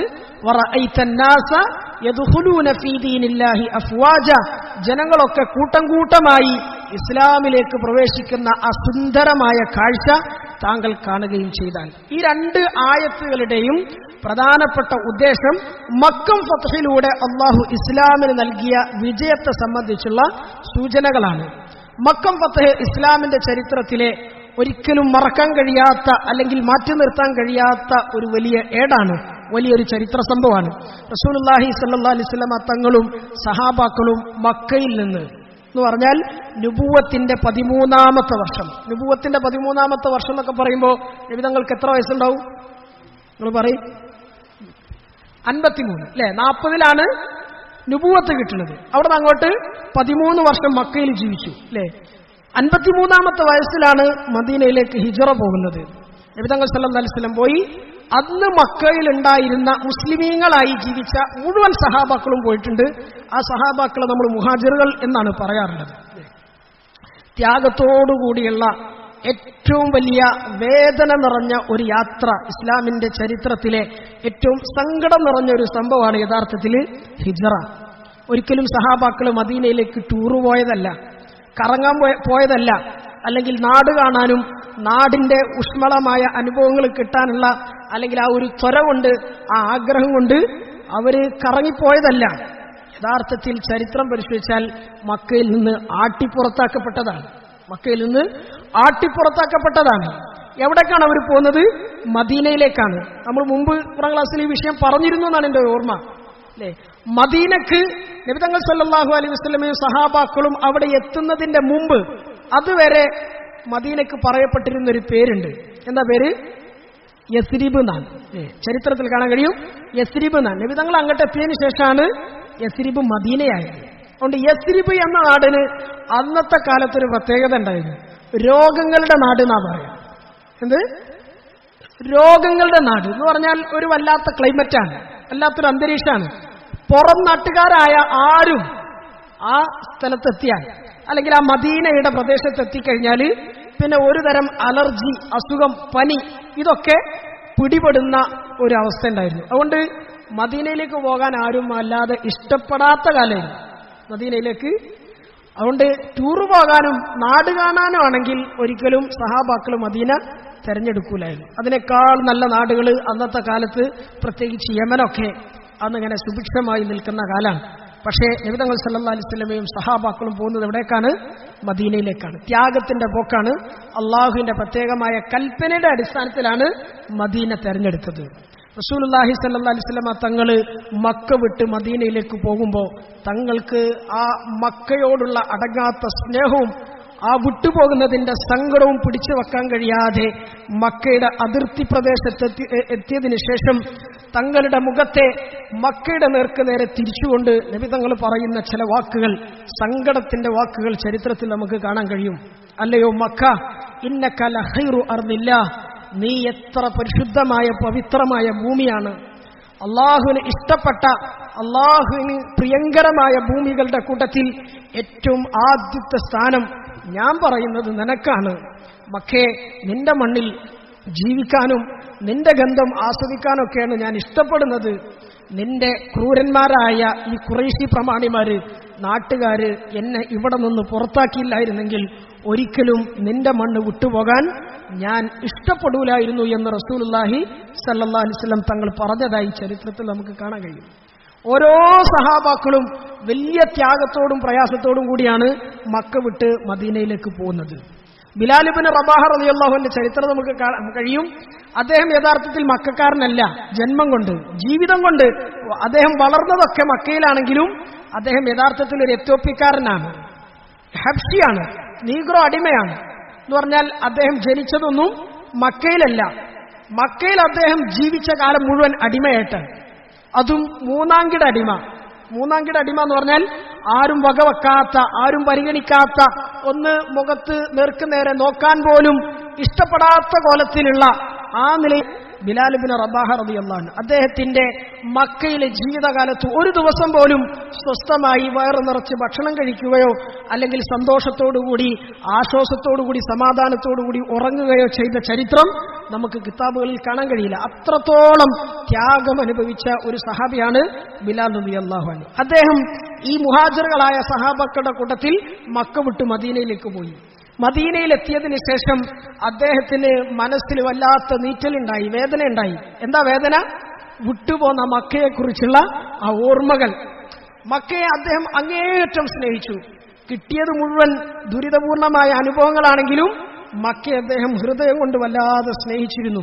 ചരിത്രത്തിൽ കാണാൻ കഴിയും, ആ മക്കയോടുള്ള സ്നേഹവും ആഗ്രഹവും അടക്കിപ്പിടിക്കാൻ കഴിയാതെ പല ദിവസങ്ങളിലും രാത്രിയാകുമ്പോൾ ഇരുട്ടന്റെ മറവിൽ അദ്ദേഹം മദീനയിലെ മരുഭൂപ്രദേശങ്ങളിലൂടെ ഇങ്ങനെ കറങ്ങി നടന്ന് ഏതെങ്കിലും ഒരു മൂലയിൽ പോയി കിടന്ന് ആകാശത്തേക്ക് കണ്ണും നട്ട് അദ്ദേഹം ഇങ്ങനെ സങ്കടത്തോടുകൂടി ഒരു പാട്ടിന്റെ ശബ്ദത്തിൽ അദ്ദേഹം ഇങ്ങനെ പാടുമായിരുന്നു. അല ലൈത ശഅരി ഹൽ ഉബീതൻ ലൈലതൻ ബിമക്കത ഇൻദി ഇദ്ഹറും വജലീലു. അദ്ദേഹം പറയാണ്, അല ലൈത ശഅരി, ഹാ കഷ്ടം, എത്ര സങ്കടകരമാണ്, എനിക്കെന്റെ പ്രിയപ്പെട്ട മക്കയുടെ മണ്ണിലേക്ക് ഒന്നുകൂടി തിരിച്ചു പോകാൻ ഭാഗ്യം കിട്ടിയിരുന്നെങ്കിൽ, ഒരവസരം കൂടി കിട്ടിയിരുന്നെങ്കിൽ, ഇദ്ഹർ പുല്ലുകൾക്കിടയിൽ ജലീൽ മരത്തണലുകൾക്കിടയിൽ ഒന്ന് കിടന്നിറങ്ങി അവിടുത്തെ സുഗന്ധം അല്ലെങ്കിൽ അതിന്റെ ആ മണ്ണിന്റെ ഗന്ധം ഒന്ന് അനുഭവിക്കാൻ എനിക്ക് തൗഫീക്ക് കിട്ടിയിരുന്നെങ്കിൽ എന്നൊക്കെ അദ്ദേഹം ഇങ്ങനെ സങ്കടത്തിന്റെ പാട്ടുപാടുമായിരുന്നു എന്ന് ചരിത്രത്തിൽ കാണാൻ കഴിയും. നാട്ടുകാരനല്ലാത്ത, ജന്മം കൊണ്ട് ആ നാടുമായിട്ട് ഒരു ബന്ധവുമില്ലാത്ത ബിലാൽ റളിയല്ലാഹു അൻഹു വരെ ആ നാടിനെ ഇത്രത്തോളം സ്നേഹിച്ചിട്ടുണ്ടെങ്കിൽ ആ നാട്ടിൽ തന്നെ ജനിക്കുകയും അവിടെ വളരുകയും അവിടുത്തെ ഗന്ധം അല്ലെങ്കിൽ ആ മണ്ണ് അനുഭവിച്ചും ആസ്വദിച്ചും ഒക്കെ ജീവിക്കുകയും ചെയ്ത മുഹാജിറുകളായ ബാക്കി സഹാബാക്കളൊക്കെ മക്ക വിട്ടുവരുമ്പോൾ അല്ലെങ്കിൽ മദീനയിലേക്ക് അവർ പോകുമ്പോൾ എത്രത്തോളം വേദന അനുഭവിച്ചിട്ടുണ്ടാവും, പ്രയാസം അനുഭവിച്ചിട്ടുണ്ടാവും. ഇത് ഈ ഹിജ്റയുടെ ഏറ്റവും ആദ്യത്തെ ഏടാണ്, ആദ്യത്തെ പാടാണ് എന്ന് പറഞ്ഞാൽ ഒരിക്കലും അവർ മക്ക വിട്ടുപോകാൻ ആഗ്രഹിച്ചവരല്ല, മക്കയിൽ നിന്ന് പുറത്താക്കപ്പെട്ടതാണ്, ആട്ടിയോടിക്കപ്പെട്ടവരാണ്. എന്തിന്റെ പേരിൽ? ദീനിന്റെ പേരിൽ, അള്ളാഹ്ക്ക് വേണ്ടി ഇസ്ലാം സ്വീകരിച്ചതിന്റെ പേരിൽ, ലാ ഇലാഹ ഇല്ലല്ലാഹ് മുഹമ്മദുർ റസൂലുള്ളാഹ് പറഞ്ഞതിന്റെ പേരിലാണ് ഈ ത്യാഗവും ബുദ്ധിമുട്ടൊക്കെ അവർക്ക് അനുഭവിക്കേണ്ടി വന്നത്. ഹിജ്റയുടെ തുടക്കം എങ്ങനെയാണ്? ഹിജ്റ കഴിഞ്ഞു രണ്ടാമത്തെ വർഷം എന്ന് പറഞ്ഞാൽ നബി തങ്ങൾ സല്ലല്ലാഹു അലൈഹി വസല്ലമയും സഹാബാക്കളും മദീനയിലെത്തി രണ്ടാമത്തെ വർഷം ബദറുണ്ടായി, അതിനുശേഷം ഉഹുദ് ഉണ്ടായി, അതിനുശേഷം ഹന്തക് ഉണ്ടായി, അതിനുശേഷം ഹുദൈബിയ ഉണ്ടായി. എന്ന് പറഞ്ഞാൽ ഏകദേശം ഹിജ്റ 1 മുതൽ 7 വർഷം വരെ സഹാബാക്കളെ സംബന്ധിച്ചിടത്തോളം അങ്ങേയറ്റത്തെ ത്യാഗങ്ങളും പരീക്ഷണങ്ങളും മാത്രമാണ്. ഹുദൈബിയ സന്ധി നടക്കുന്നത് ഹിജ്റ 6ാമത്തെ വർഷമാണ്. ആ സന്ധിയിൽ ഖുറൈശികളും മുസ്ലിമീങ്ങളും തമ്മിൽ ഒരുപാട് കരാറുകൾ ഉണ്ടാക്കി. സന്ധി കരാറാണ്. ആ കരാറിൽ അവരെഴുതിയ മുഴുവൻ കാര്യങ്ങളും ബാഹ്യമായ നിലയിൽ നോക്കിയാൽ മുസ്ലിമീങ്ങൾക്കെതിരാണ്, സഹാബാക്കൾക്കെതിരാണ്. എത്രത്തോളം ആ കരാറ് കണ്ടിട്ട് ഉമർ ഇബ്നുൽ ഖത്താബ് റളിയല്ലാഹു അൻഹുവിനെ പോലെയുള്ള സഹാബാക്കൾക്ക് താങ്ങാൻ കഴിഞ്ഞില്ല. അദ്ദേഹം ആത്മരോഷം കൊണ്ടിങ്ങനെ എഴുന്നേറ്റ് വാളൂരി പിടിച്ചുകൊണ്ട് നബി തങ്ങളോട് ചോദിച്ചത്രേ, അല്ലയോ നബി സല്ലല്ലാഹു അലൈഹി വസല്ലം, അല്ലാഹുവിന്റെ റസൂലേ, എന്താ നമ്മളെ ഹക്കായ ദീനിലൊന്നും അല്ലേ നിങ്ങളിങ്ങനെ വിട്ടുകൊടുക്കുകയാണ് മുഴുവൻ? അവര് പറയുന്ന തീരുമാനങ്ങൾ, അവര് പറയുന്ന കാര്യങ്ങൾ നിങ്ങളിങ്ങനെ ഒപ്പിട്ട് കൊടുത്ത് അതിനെ അംഗീകരിക്കുകയാണോ? എന്ത് പറ്റി നിങ്ങൾക്ക്? അള്ളാഹുവിന്റെ റസൂൽ സല്ലല്ലാഹു അലൈഹി വസല്ലം തങ്ങളോട് ചോദ്യം ചെയ്യുന്ന നിലയിൽ ഉമർ ഇബ്നുൽ ഖത്താബ് റളിയല്ലാഹു അൻഹു സംസാരിച്ചു എന്ന് നമുക്ക് കാണാൻ കഴിയും. എപ്പോ? ഈ ഹുദൈബിയ സന്ധിയിൽ. ആ വിഷയം കൂടുതൽ നമ്മളിലേക്ക് കടക്കുന്നില്ല. പക്ഷെ ഈ ഹുദൈബിയ സന്ധി കഴിഞ്ഞപ്പോ സഹാബാക്കളൊക്കെ ഉംറ ചെയ്യാനുള്ള നിയത്തിലാണ് മദീനയിൽ നിന്ന് മക്കയിലേക്ക് വരുന്നത്. വഴിക്ക വെച്ച് ഖുറൈശികൾ തടഞ്ഞ് അവരെ തിരിച്ചയക്കാൻ, ഉംറ ചെയ്യാൻ ഈ വർഷം അനുവദിക്കൂല എന്ന് പറഞ്ഞിട്ട് ഉംറ ചെയ്യണവർക്കൊക്കെ അറിയാം. ഉംറ ചെയ്യാൻ പോയിട്ട് വഴിയിൽ എന്തെങ്കിലും തടസ്സം വന്നാല്, എന്തെങ്കിലും പ്രയാസം വന്നാല് തിരിച്ചയക്കപ്പെട്ടാൽ അതിന്റെ സങ്കടം താങ്ങാൻ കഴിയില്ല. കാരണം ഒരു മുഅ്മിനിന്റെ ജീവിതത്തിന്റെ ഏറ്റവും വലിയ ആഗ്രഹം ആ കഅബാലയം കാണലും, ആ കഅബാലയം മുത്തലും, അവിടെ ചെന്ന് തവാഫ് ചെയ്യലും, ഉംറ നിർവഹിക്കലും, ഹജ്ജ് നിർവഹിക്കലും ഒക്കെയാണ്. സഹാബാക്കൾക്ക് പ്രത്യേകിച്ച് മനസ്സിന് കമ്പുണ്ട്. കാരണം അവരത് അവരുടെ ജനിച്ച നാടും കൂടിയാണ്. ജനിച്ച നാട്ടിലേക്ക് കയറാൻ അനുവാദമില്ലാതെ ഹുദൈബിയ എന്ന് പറയുന്ന സ്ഥലത്ത് വെച്ചിട്ട് ഖുറൈശികൾ വന്ന് തടയാൻ, എന്നിട്ട് പറയാണ്, നിങ്ങൾ തിരിച്ചു പോകണം, ഈ വർഷം ഹജ്ജിന് അനുവാദമില്ല, അല്ലെങ്കിൽ ഉംറയ്ക്ക് അനുവാദമില്ല, സഹാബാക്കളടക്കം മനസ്സുപൊട്ടി. അവിടെ വെച്ചിട്ട് അല്ലാഹുവിന്റെ റസൂൽ സല്ലല്ലാഹു അലൈഹി വസല്ലം തങ്ങൾ തല മൊട്ടയടിച്ച് സഹാബാക്കൾക്ക് മാതൃക കാണിച്ച് കരയുന്ന സഹാബാക്കളെയും കൊണ്ടിട്ടാണ് നബി തങ്ങൾ മദീനയിലേക്ക് മടങ്ങുന്നത്. ത്യാഗം. ഈ മടങ്ങുന്ന സമയത്ത് അല്ലാഹു ഒരു ആയത്തിറക്കി. സൂറത്ത് ഫത്ഹിന്റെ ആദ്യത്തെ ആയത്ത് നമ്മൾ നേരത്തെ ഓതി, ഇന്നാ ഫതഹ്നാ ലക ഫത്ഹം മുബീനാ. എല്ലാ നിലയിലും സഹാബാക്കൾ മനസ്സിലാക്കിയ എന്താണ്? ഹുദൈബിയ ഒരു പരാജയമാണ്. ഹുദൈബിയ ഏറ്റവും വലിയ പരീക്ഷണമാണ്, സങ്കടമാണ്. നമ്മൾ ഖുറൈശികൾക്ക് മുമ്പിൽ പരാജയം സംഭവിച്ചതുപോലെയാണ് കരാറുണ്ടായത്, കരാറിൽ ഒപ്പുവെച്ചത്. പക്ഷേ അള്ളാഹു അന്ന് ആയത്തിറക്കി. എന്ത്? ഇന്നാ ഫതഹ്നാ ലക ഫത്ഹം മുബീനാ. നബിയെ സല്ലല്ലാഹു അലൈഹി വസല്ലം താങ്കൾക്ക് നാം വ്യക്തമായ വിജയം നൽകിയിരിക്കുന്നു എന്ന് പറഞ്ഞാൽ, വ്യക്തമായ വിജയം എന്ന് പറഞ്ഞാൽ ഈ ഹുദൈബിയ സന്ധി യഥാർത്ഥത്തിൽ ഖുറൈശികൾ അവരെ പരാജയത്തിന്റെ കുഴി തോണ്ടി തുടങ്ങി. മനസ്സിലായോ? ഖുറൈശിലേക്ക് മടങ്ങുന്നത് ത്യാഗം. ഈ മടങ്ങുന്ന സമയത്ത് അല്ലാഹു ഒരു ആയത്തിറക്കി. സൂറത്ത് ഫത്ഹിന്റെ ആദ്യത്തെ ആയത്ത് നമ്മൾ നേരത്തെ ഓതി, ഇന്നാ ഫതഹ്നാ ലക ഫത്ഹം മുബീനാ. എല്ലാ നിലയിലും സഹാബാക്കൾ മനസ്സിലാക്കിയ എന്താണ്? ഹുദൈബിയ ഒരു പരാജയമാണ്. ഹുദൈബിയ ഏറ്റവും വലിയ പരീക്ഷണമാണ്, സങ്കടമാണ്. നമ്മൾ ഖുറൈശികൾക്ക് മുമ്പിൽ പരാജയം സംഭവിച്ചതുപോലെയാണ് കരാറുണ്ടായത്, കരാറിൽ ഒപ്പുവെച്ചത്. പക്ഷേ അള്ളാഹു അന്ന് ആയത്തിറക്കി. എന്ത്? ഇന്നാ ഫതഹ്നാ ലക ഫത്ഹം മുബീനാ. നബിയെ സല്ലല്ലാഹു അലൈഹി വസല്ലം താങ്കൾക്ക് നാം വ്യക്തമായ വിജയം നൽകിയിരിക്കുന്നു എന്ന് പറഞ്ഞാൽ, വ്യക്തമായ വിജയം എന്ന് പറഞ്ഞാൽ ഈ ഹുദൈബിയ സന്ധി യഥാർത്ഥത്തിൽ ഖുറൈശികൾ അവരെ പരാജയത്തിന്റെ കുഴി തോണ്ടി തുടങ്ങി. മനസ്സിലായോ? ഖുറൈശികൾ അവരുടെ പരാജയത്തിലേക്ക് കൂപ്പുകുത്തി തുടങ്ങി എന്ന് പറഞ്ഞാൽ, മക്കം ഫത്ഹിന്റെ ആദ്യത്തെ പടികളിൽ ഒന്ന് ഹുദൈബിയ സന്ധിയാണ്. 2 വർഷം കൃത്യം കഴിഞ്ഞു. 7ാമത്തെ വർഷം 8ാമത്തെ വർഷം റമളാനായി.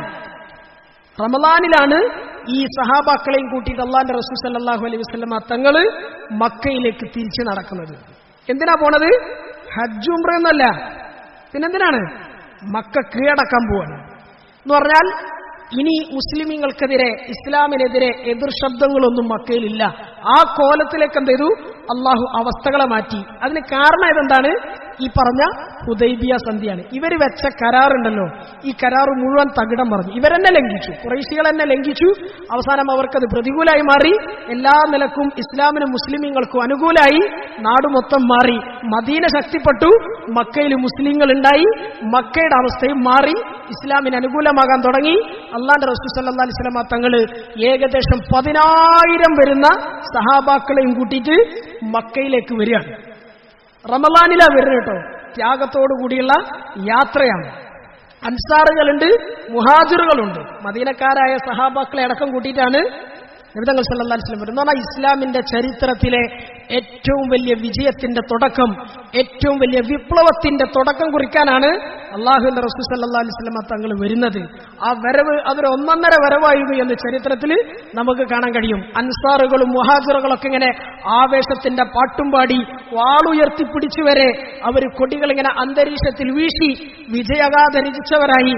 അവർ ആത്മാഭിമാനത്തോടുകൂടി ഏത് നാട്ടിൽ നിന്നാണോ 10 കൊല്ലം മുമ്പ് പുറത്താക്കപ്പെട്ടത് ആ നാടിനെ കീഴടക്കാൻ വേണ്ടി അന്ന് പുറന്തള്ളിയവരും അന്ന് ആക്രമിച്ചവരും പീഡിപ്പിച്ചവരൊക്കെ അവര് പുച്ഛമടക്കി അവർ സഹാബാക്കളുടെ മുമ്പിൽ കീഴടങ്ങുന്ന ആ കാഴ്ച, ആ സ്വപ്നം അതിങ്ങനെ മനസ്സിൽ കണ്ടുകൊണ്ടാണ് സഹാബാക്കളൊക്കെ വരുന്നത്. ചരിത്രത്തിൽ കാണാൻ കഴിയും. അൻസാരികളുടെ കൊടിയേന്തി സഅദ് ബിൻ ഉബാദ റളിയല്ലാഹു അൻഹു മുമ്പിൽ ഇങ്ങനെ സഞ്ചരിക്കാണ്.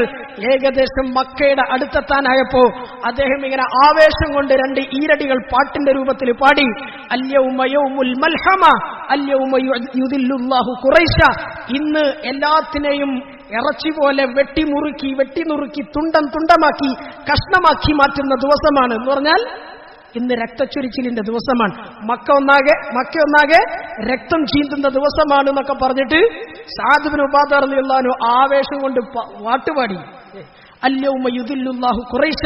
ഇന്ന് ഖുറൈശി പ്രമാണിമാരെ മുഴുവൻ അള്ളാഹു നിന്ദ്യതയിലേക്ക് താഴ്ത്തിക്കളയുന്ന ദിവസമാണ്. സ്വാഭാവികമായിട്ട് സഹാബാക്കൾ പാടും.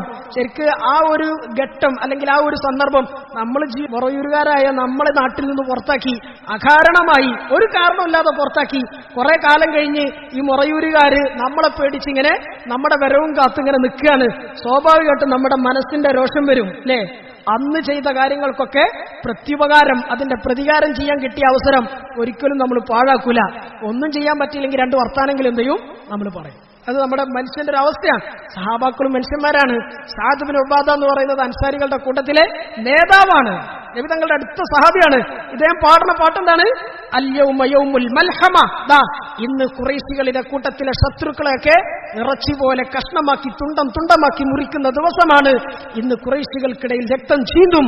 ഇന്ന് അവരൊക്കെ ഞങ്ങൾ കാൽ കീഴിലാക്കും. ഇത് കേൾക്കുകയാണ് ആര്? അബൂ സുഫിയാൻ. അബൂ സുഫിയാന് അതുവരെ മുസ്ലിം ആയിട്ടില്ല, പക്ഷേ രംഗം വഷളായി, ഇനി കയ്യിൽ നിൽക്കൂല എന്ന് കണ്ടപ്പോ അബൂ സുഫിയാൻ മുസ്ലിമീങ്ങളായ സൈന്യം മക്കയിലെത്തുന്നതിന്റെ മുമ്പേ കുറെ ഇങ്ങോട്ട് വന്നിട്ട്, എന്നാൽ ഇങ്ങോട്ട് കാണാൻ വന്ന് മുസ്ലിം ആയതായി ചരിത്രത്തിൽ നമുക്ക് കാണാൻ കഴിയും. മുസ്ലിമായ ഉടനെയാണ് സഅദ് ബിൻ ഉബാദ റളിയല്ലാഹു അൻഹുവിന്റെ നാവിൽ നിന്ന് ഈ പാട്ട് കേൾക്കുന്നത്. അബൂ സുഫിയാന്റെ മനസ്സിൽ പേടിയായി. നബി തങ്ങൾ സല്ലല്ലാഹു അലൈഹി വസല്ലമയുടെ അടുക്കൽ വന്നിട്ട് പരാതി പറഞ്ഞു. ഭയങ്കര ജവാബ് പറഞ്ഞു.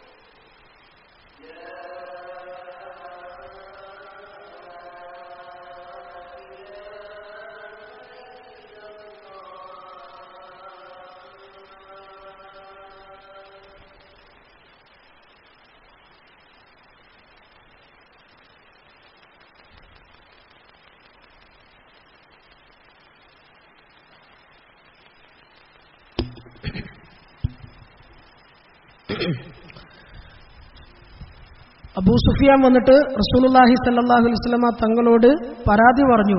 നിങ്ങളുടെ സഹാബിയായ സഅദ് ബിൻ ഉബാദ ഇങ്ങനെ പറയുന്നുണ്ട്, ഇന്ന് വെട്ടി നുറുക്കി ഇറച്ചിയാക്കുന്ന ദിവസമാണെന്നൊക്കെ പറയുന്നുണ്ട്.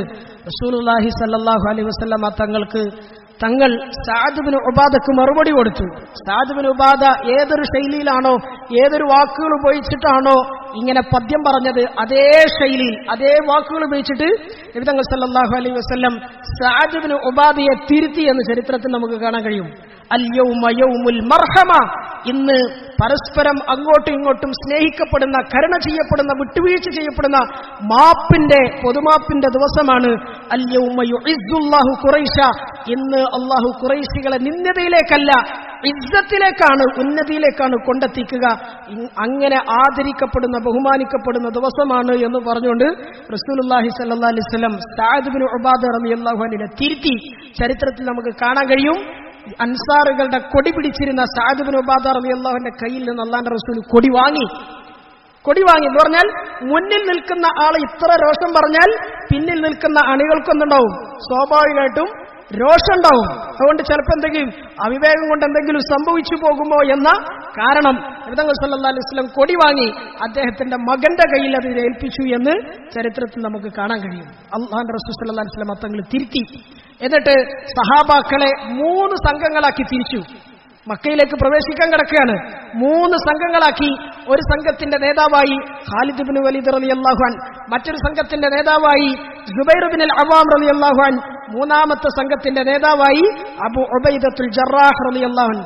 ഖാലിദ് ഇബ്നു വലീദ് റളിയല്ലാഹു അൻഹുവിന്റെ നേതൃത്വത്തിലുള്ള ആ സംഘത്തെ അവരോട് കൽപ്പിച്ചു, നിങ്ങൾ മക്കയുടെ താഴ്ഭാഗത്തുകൂടി, എന്ന് പറഞ്ഞാൽ മലമ്പ്രദേശമാണല്ലോ, താഴ്ഭാഗത്തുകൂടി മക്കയിലേക്ക് കടക്കാൻ പറഞ്ഞു. സുബൈർ ഇബ്നുൽ അവ്വാം റളിയല്ലാഹു അൻഹുവിന്റെ നേതൃത്വത്തിലുള്ള സൈന്യത്തോട് മലമടക്കുകളിൽ കൂടി മക്കയുടെ മുകൾ ഭാഗത്തുകൂടി മക്കയിലേക്ക് കടക്കാൻ പറഞ്ഞു. അബൂ ഉബൈദത്തുൽ ജറാഹ് റളിയല്ലാഹു അൻഹുവിനോട് മക്കയുടെ താഴ്വാരത്തിലൂടെ നേർക്കുനേരെയുള്ള വഴിയിലൂടെ മക്കയിലേക്ക് പ്രവേശിക്കാൻ പറഞ്ഞു. ഇങ്ങനെ 3 സൈന്യങ്ങളായി മൊത്തത്തിൽ മക്കയെ ഇങ്ങനെ വലയം ചെയ്യുന്ന രൂപത്തിലാണ് സഹാബാക്കളൊക്കെ മക്കയിലേക്ക് വന്നത്. തക്ബീറുകൾ മുഴക്കിക്കൊണ്ട് സഹാബാക്കൾ കടന്നു വരുമ്പോൾ ചരിത്രത്തിൽ കാണാൻ കഴിയും, അല്ലാഹുവിന്റെ റസൂൽ സല്ലല്ലാഹു അലൈഹി വസല്ലം തങ്ങളുടെ ഒട്ടകപ്പുറത്തിരിക്കാണ്, വിനയാന്വിതനായി, തവാദുഇന്റെ പ്രതിരൂപം. അല്ലാഹുവിന്റെ റസൂൽ സല്ലല്ലാഹു അലൈഹി വസല്ലം തങ്ങൾ ഇങ്ങനെ മുഖമുയർത്തി നോക്കാൻ എന്തുകൊണ്ടും അവകാശമുണ്ട്, അർഹതയുണ്ട്. വിജയശ്രീലാളിതരായി വരുന്ന സൈന്യത്തിന്റെ ഏറ്റവും വലിയ നായകൻ, അതിന്റെ അധിപൻ അല്ലാഹുവിന്റെ റസൂലാണ് സല്ലല്ലാഹു അലൈഹി വസല്ലം. നബിതങ്ങൾക്ക് എന്തുകൊണ്ടും ഇങ്ങനെ മുഖമുയർത്തി നോക്കാനുള്ള അവകാശവും അർഹതയും അവസരമൊക്കെ ഉണ്ട്. പക്ഷെ നബിതങ്ങൾ സല്ലല്ലാഹു അലൈഹി വസല്ലം തല താഴ്ത്തി. ചരിത്രത്തിൽ നമുക്ക് കാണാൻ കഴിയും, വിനയം കൊണ്ട് തല താഴ്ത്തി. എത്രത്തോളം തങ്ങളുടെ താടിരോമങ്ങൾ ഒട്ടകത്തിന്റെ ആ പൂഞ്ഞയുടെ മുകളിൽ തട്ടുന്ന കോലത്തിൽ, ആ നിലയിൽ വരെ നബിതങ്ങൾ സല്ലല്ലാഹു അലൈഹി വസല്ലം വിനയം കാണിച്ചുകൊണ്ടാണ് മക്കയിലേക്ക് പ്രവേശിച്ചത് എന്ന് ചരിത്രത്തിൽ നമുക്ക് കാണാൻ കഴിയും. മക്ക കീഴടക്കാൻ ഏതാ വർഷം? ഹിജറ 8. എത്ര സഹാബാക്കളുണ്ട്? 10,000 സഹാബാക്കളുണ്ട്. നബി തങ്ങൾ സല്ലല്ലാഹു അലൈഹി വസല്ലം നേരെ കഅബയിലേക്ക് കടന്നു. കഅബയെ തവാഫ് ചെയ്തു, ഹജറുൽ അസ്വദിനെ മുത്തി, കഅബയുടെ ഉള്ളിലേക്ക് കയറി സഹാബാക്കളെ വിളിച്ചു. ആ കഅബാലയത്തിന്റെ ഉള്ളിൽ അന്ന് വരെ ഉണ്ടായിരുന്ന 360ഓളം വിഗ്രഹങ്ങൾ മുഴുവൻ എറിഞ്ഞടച്ചു, അതിനൊക്കെ പുറന്തള്ളി.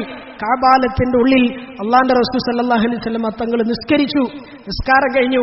ബിലാൽ ഇബ്നു റബാഹ റളിയല്ലാഹു അൻഹുവിനെ നീട്ടി വിളിച്ചു. 10,000 കൂടി നിൽക്കുന്ന സഹാബാക്കളുടെ കൂട്ടത്തിൽ ഏറ്റവും ചെറിയവനായ, ആരും ഉൾക്കൊള്ളാത്ത, ആരും പരിഗണിക്കാത്ത നീഗ്രോ അടിമ, വിരൂപി, കറുകറുത്ത ചെള്ളയുള്ളവൻ, ആ ചെള്ളയിൽ മുമ്പ് റസൂലുള്ളാഹി സല്ലല്ലാഹു അലൈഹി വസല്ലം തങ്ങൾ മുത്തം കൊടുത്തതിന്റെ ചരിത്രം സഹാബാക്കളൊക്കെ ഇങ്ങനെ ഉൾപ്പുളകത്തോടെ കൂടി കേട്ട് അവര് ഇന്നത്തെ ദിവസം ആരെ വിളിക്കും? ഇന്നത്തെ ദിവസം കഅബാലയത്തിന്റെ മുകളിൽ കയറി ബാങ്ക് വിളിക്കാൻ ആർക്ക് അവസരം കിട്ടും? വലിയ വലിയ സഹാബാക്കളൊക്കെ ഇങ്ങനെ ആശിച്ചു നിൽക്കാൻ, അല്ലാഹുവിന്റെ റസൂൽ എന്നെ വിളിച്ചിരുന്നെങ്കിൽ എന്നെ വിളിക്കട്ടെ എന്നിങ്ങനെ ആശിച്ചു നിൽക്കുമ്പോൾ അല്ലാഹുവിന്റെ റസൂൽ സല്ലല്ലാഹു അലൈഹി വസല്ലം നീട്ടി വിളിച്ചു, എവിടെ ബിലാൽ? അല്ലാഹുവിന്റെ റസൂൽ സല്ലല്ലാഹു അലൈഹി വസല്ലം തങ്ങളുടെ വിളി കേട്ട് സ്തബ്ധനായി ബിലാൽ റളിയല്ലാഹു അൻഹു ഇങ്ങനെ വല്ല കടന്നു വന്നു. അല്ലാഹുവിന്റെ റസൂൽ സല്ലല്ലാഹു അലൈഹി വസല്ലം തങ്ങൾ കഅബാലയത്തിന്റെ മുകളിൽ കയറാൻ കൽപ്പിച്ചു. എന്നിട്ട് ഉച്ചത്തിൽ ബാങ്ക് വിളിപ്പിച്ചു. എന്നാൽ മക്ക കീഴടങ്ങിയതിന്റെ ആദ്യത്തെ ദിവസം ആദ്യത്തെ ബാങ്കുലി മുഴക്കാൻ ആർക്കാ തൗഫീഖ് കിട്ടിയത്? ബിലാൽ റളിയല്ലാഹു അൻഹു. ചരിത്രത്തിൽ ഇങ്ങനെ ഒരു അതുല്യമായ മാതൃക നമുക്ക് എവിടെന്നാ കിട്ടുക? ഇന്ന് മുഴക്കിയ ഇപ്പോഴത്തെ ഇശ, എന്നും മുഴക്കുന്ന 5 വക്തിന്റെ ബാങ്ക്, അതിന്റെയൊക്കെ തുടക്കക്കാരൻ, അതിലെ ആദ്യത്തെ ഇമാം, ആദ്യ മാതൃക കാണിച്ച ആളാരാണ്? ബിലാൽ റളിയല്ലാഹു അൻഹു. എന്ന് പറഞ്ഞാൽ ഏതൊരു മക്കക്കാരാണോ അന്നത്തെ കാലം വരെ ചവിട്ടിത്തച്ചത്, ആരും പരിഗണിക്കാതിരുന്ന ആ ഒരു മനുഷ്യൻ ബിലാൽ റളിയല്ലാഹു അൻഹു, അദ്ദേഹത്തെ കൊണ്ട് മക്കം ഫത്ഹിന്റെ ഉദ്ഘാടനം അല്ലാഹുവിന്റെ റസൂൽ സല്ലല്ലാഹു അലൈഹി വസല്ലം തങ്ങൾ നിർവഹിപ്പിച്ചു. മക്കം കീഴടങ്ങി, മക്ക ഒന്നടങ്കം കീഴടങ്ങി. അല്ലാഹുവിന്റെ റസൂൽ സല്ലല്ലാഹു അലൈഹി വസല്ലം തങ്ങളുടെ വരവും പേടിച്ച് മക്കക്കാരായ അതുവരെ ഇസ്ലാം സ്വീകരിക്കാത്ത ഖുറൈശികളൊക്കെ ഇങ്ങനെ പേടിച്ചു വറച്ചു നിൽക്കാൻ. നബി തങ്ങൾ ഇങ്ങനെ വിളംബരം മുഴക്കി, ആരെങ്കിലും അവനവന്റെ വീട്ടിൽ കയറി വാതിലടച്ചിരുന്നാൽ ആരും അവരെ ഒന്നും ചെയ്യരുത്, ആരും അവരെ ഒന്നും ചെയ്യരുത്. ആരെങ്കിലും നിർഭയത്വം തേടി മസ്ജിദുൽ ഹറാമിന്റെ മുമ്പിൽ, കഅബാലയത്തിന്റെ മുമ്പിൽ വന്നു നിന്നാൽ അവനെ ആരും ഒന്നും ചെയ്യരുത്. അബൂ സുഫിയാനാകുന്ന നേതാവിന് കൊടുക്കേണ്ട അർഹതയും പരിഗണനയും അള്ളാന്റെ റസൂൽ അവിടെയും കൊടുത്തു. അബൂ സുഫിയാന്റെ വീട്ടിലേക്ക് ആരെങ്കിലും കയറി ചെന്നാൽ ആ വീട്ടിലേക്ക് കയറി ചെന്ന് ആരും അവനെ ആക്രമിക്കരുത്. നബി സല്ലല്ലാഹു അലൈഹി വസല്ലമ തങ്ങൾ വിശാലമായ മാപ്പിന്റെ പ്രഖ്യാപനം നടത്തി. ഖുറൈശികൾക്കൊക്കെ ആശ്വാസമായി. അത് കഴിഞ്ഞിട്ട് എല്ലാ ഖുറൈശികളെയും ഒരുമിച്ച് കൂട്ടി കഅബാലയത്തിന്റെ മുമ്പിൽ അള്ളാന്റെ റസൂൽ സല്ലല്ലാഹു അലൈഹി വസല്ലമ തങ്ങൾ കീഴടങ്ങി. ഇനി ഒരു എതിർ ശബ്ദം പോലും വരാൻ അവസരമല്ല, സാധ്യതയില്ല. മുഴുവൻ ഖുറൈശികളെയും ഒരുമിച്ച് കൂട്ടിയിട്ട് അള്ളാന്റെ റസൂൽ സല്ലല്ലാഹു അലൈഹി വസല്ലമ തങ്ങൾ ഇങ്ങനെ കഅബാലയത്തിന്റെ മുമ്പിൽ നിൽക്കുകയാണ്. ഖുറൈശികളിൽ പലർക്കും അപ്പോഴും പേടിയുണ്ട്. പഴയകാല ഓർമ്മകൾ, ഈ സഹാബാക്കൾക്കെതിരെ, അള്ളാന്റെ റസൂലിനെതിരെ അവർ ചെയ്ത അതിക്രമങ്ങൾ, അതിനൊക്കെ ഇന്ന് പ്രത്യുപകാരം, അതിന്റെ പ്രതികാരം ചെയ്യപ്പെടുന്ന ദിവസമാണ്. മുഹമ്മദിന്റെ സല്ലല്ലാഹു അലൈഹി വസല്ലമയുടെ നാവിൽ എന്താണ് കൽപ്പന വരുന്നത് എന്ന് അറിയില്ലല്ലോ. പേടിച്ച് ബേജാറായി നിൽക്കുകയാണ്. അള്ളാന്റെ റസൂൽ സല്ലല്ലാഹു അലൈഹി വസല്ലമ തങ്ങൾ കൂടി നിൽക്കുന്ന മുഴുവൻ ഖുറൈശികൾ കേൾക്കെ ചോദിച്ചു, മാ തദുന്നൂന അന്നി ഫഅഇലും ബിക്കും, നിങ്ങളുടെ കാര്യത്തിൽ ഞാൻ എന്ത് തീരുമാനമെടുക്കും എന്നാണ് നിങ്ങൾ കരുതുന്നത്? എന്ത് വിചാരിക്കുന്നു നിങ്ങൾ? ആ ഖുറൈശികൾ ഒന്നടങ്കം പറഞ്ഞു. ചരിത്രത്തിൽ കാണാൻ കഴിയും, അഖുൻ കരീം വബ്നു അഖുൻ കരീം, മുഹമ്മദ് സല്ലല്ലാഹു അലൈഹി വസല്ലം താങ്കൾ മാന്യനാണല്ലോ, ഞങ്ങളുടെ കൂട്ടത്തിലെ മാന്യനായി അറിയപ്പെട്ട ആളാണല്ലോ. ഞങ്ങളുടെ കൂട്ടത്തിൽ പണ്ട് മാന്യനായി ജീവിച്ചിരുന്ന അബ്ദുള്ളയുടെ പുത്രനായ മാന്യനായ വ്യക്തിയാണ് താങ്കൾ. അതുകൊണ്ട് മാന്യതയല്ലാതെ മറ്റൊന്നും ഞങ്ങൾ താങ്കളിൽ നിന്ന് പ്രതീക്ഷിക്കുന്നില്ല. അല്ലാഹുവിന്റെ റസൂൽ സല്ലല്ലാഹു അലൈഹി വസല്ലം തങ്ങൾ മുഴുവൻ ഖുറൈശികളെയും സാക്ഷി നിർത്തിയിട്ട് അന്ന് പ്രഖ്യാപിച്ചു, ഇദ്ഹബു അൻതുമുത് തുലഖാ അഖൂലു ലക്കും ഖാല അഖി യൂസുഫ്, എന്റെ സഹോദരൻ പണ്ട് ജീവിച്ചുപോയ ചരിത്രത്തിൽ നിങ്ങളൊക്കെ പഠിച്ച യൂസുഫ് നബി അലൈഹി സ്വലാത്തു വസ്സലാം, അദ്ദേഹത്തെ സഹോദരന്മാർ പൊട്ടക്കിണറ്റിലെറിഞ്ഞു, എല്ലാ നിലയിലും അക്രമം കാണിച്ചു, പീഡിപ്പിച്ചു. എല്ലാം കഴിഞ്ഞ് കാലം തെളിഞ്ഞ് കുറെ കാലത്തിനു ശേഷം മിസ്റിന്റെ അധിപനായി, അവിടുത്തെ രാജാവായി വാണരുളുന്ന കാലത്ത് യൂസുഫ് അലൈഹി സ്വലാം ആ നാട്ടിലെ രാജാവായി. അന്ന് നാട്ടിൽ ക്ഷാമം പിടിച്ചപ്പോ അന്നം തേടി ഏതൊരു സഹോദരന്മാരാണോ പണ്ട് ചെറുപ്പകാലത്ത് പൊട്ടക്കിണറ്റിലെറിഞ്ഞത്, അതേ സഹോദരന്മാര് അന്നം തേടി രാജാവിന്റെ മുമ്പിൽ വരികയാണ്. മുമ്പിൽ നിൽക്കുന്ന രാജാവ് അന്ന് ഞങ്ങൾ പൊട്ടക്കിണറ്റിലെറിഞ്ഞ യൂസുഫാണെന്ന് അവർ തിരിച്ചറിഞ്ഞില്ല.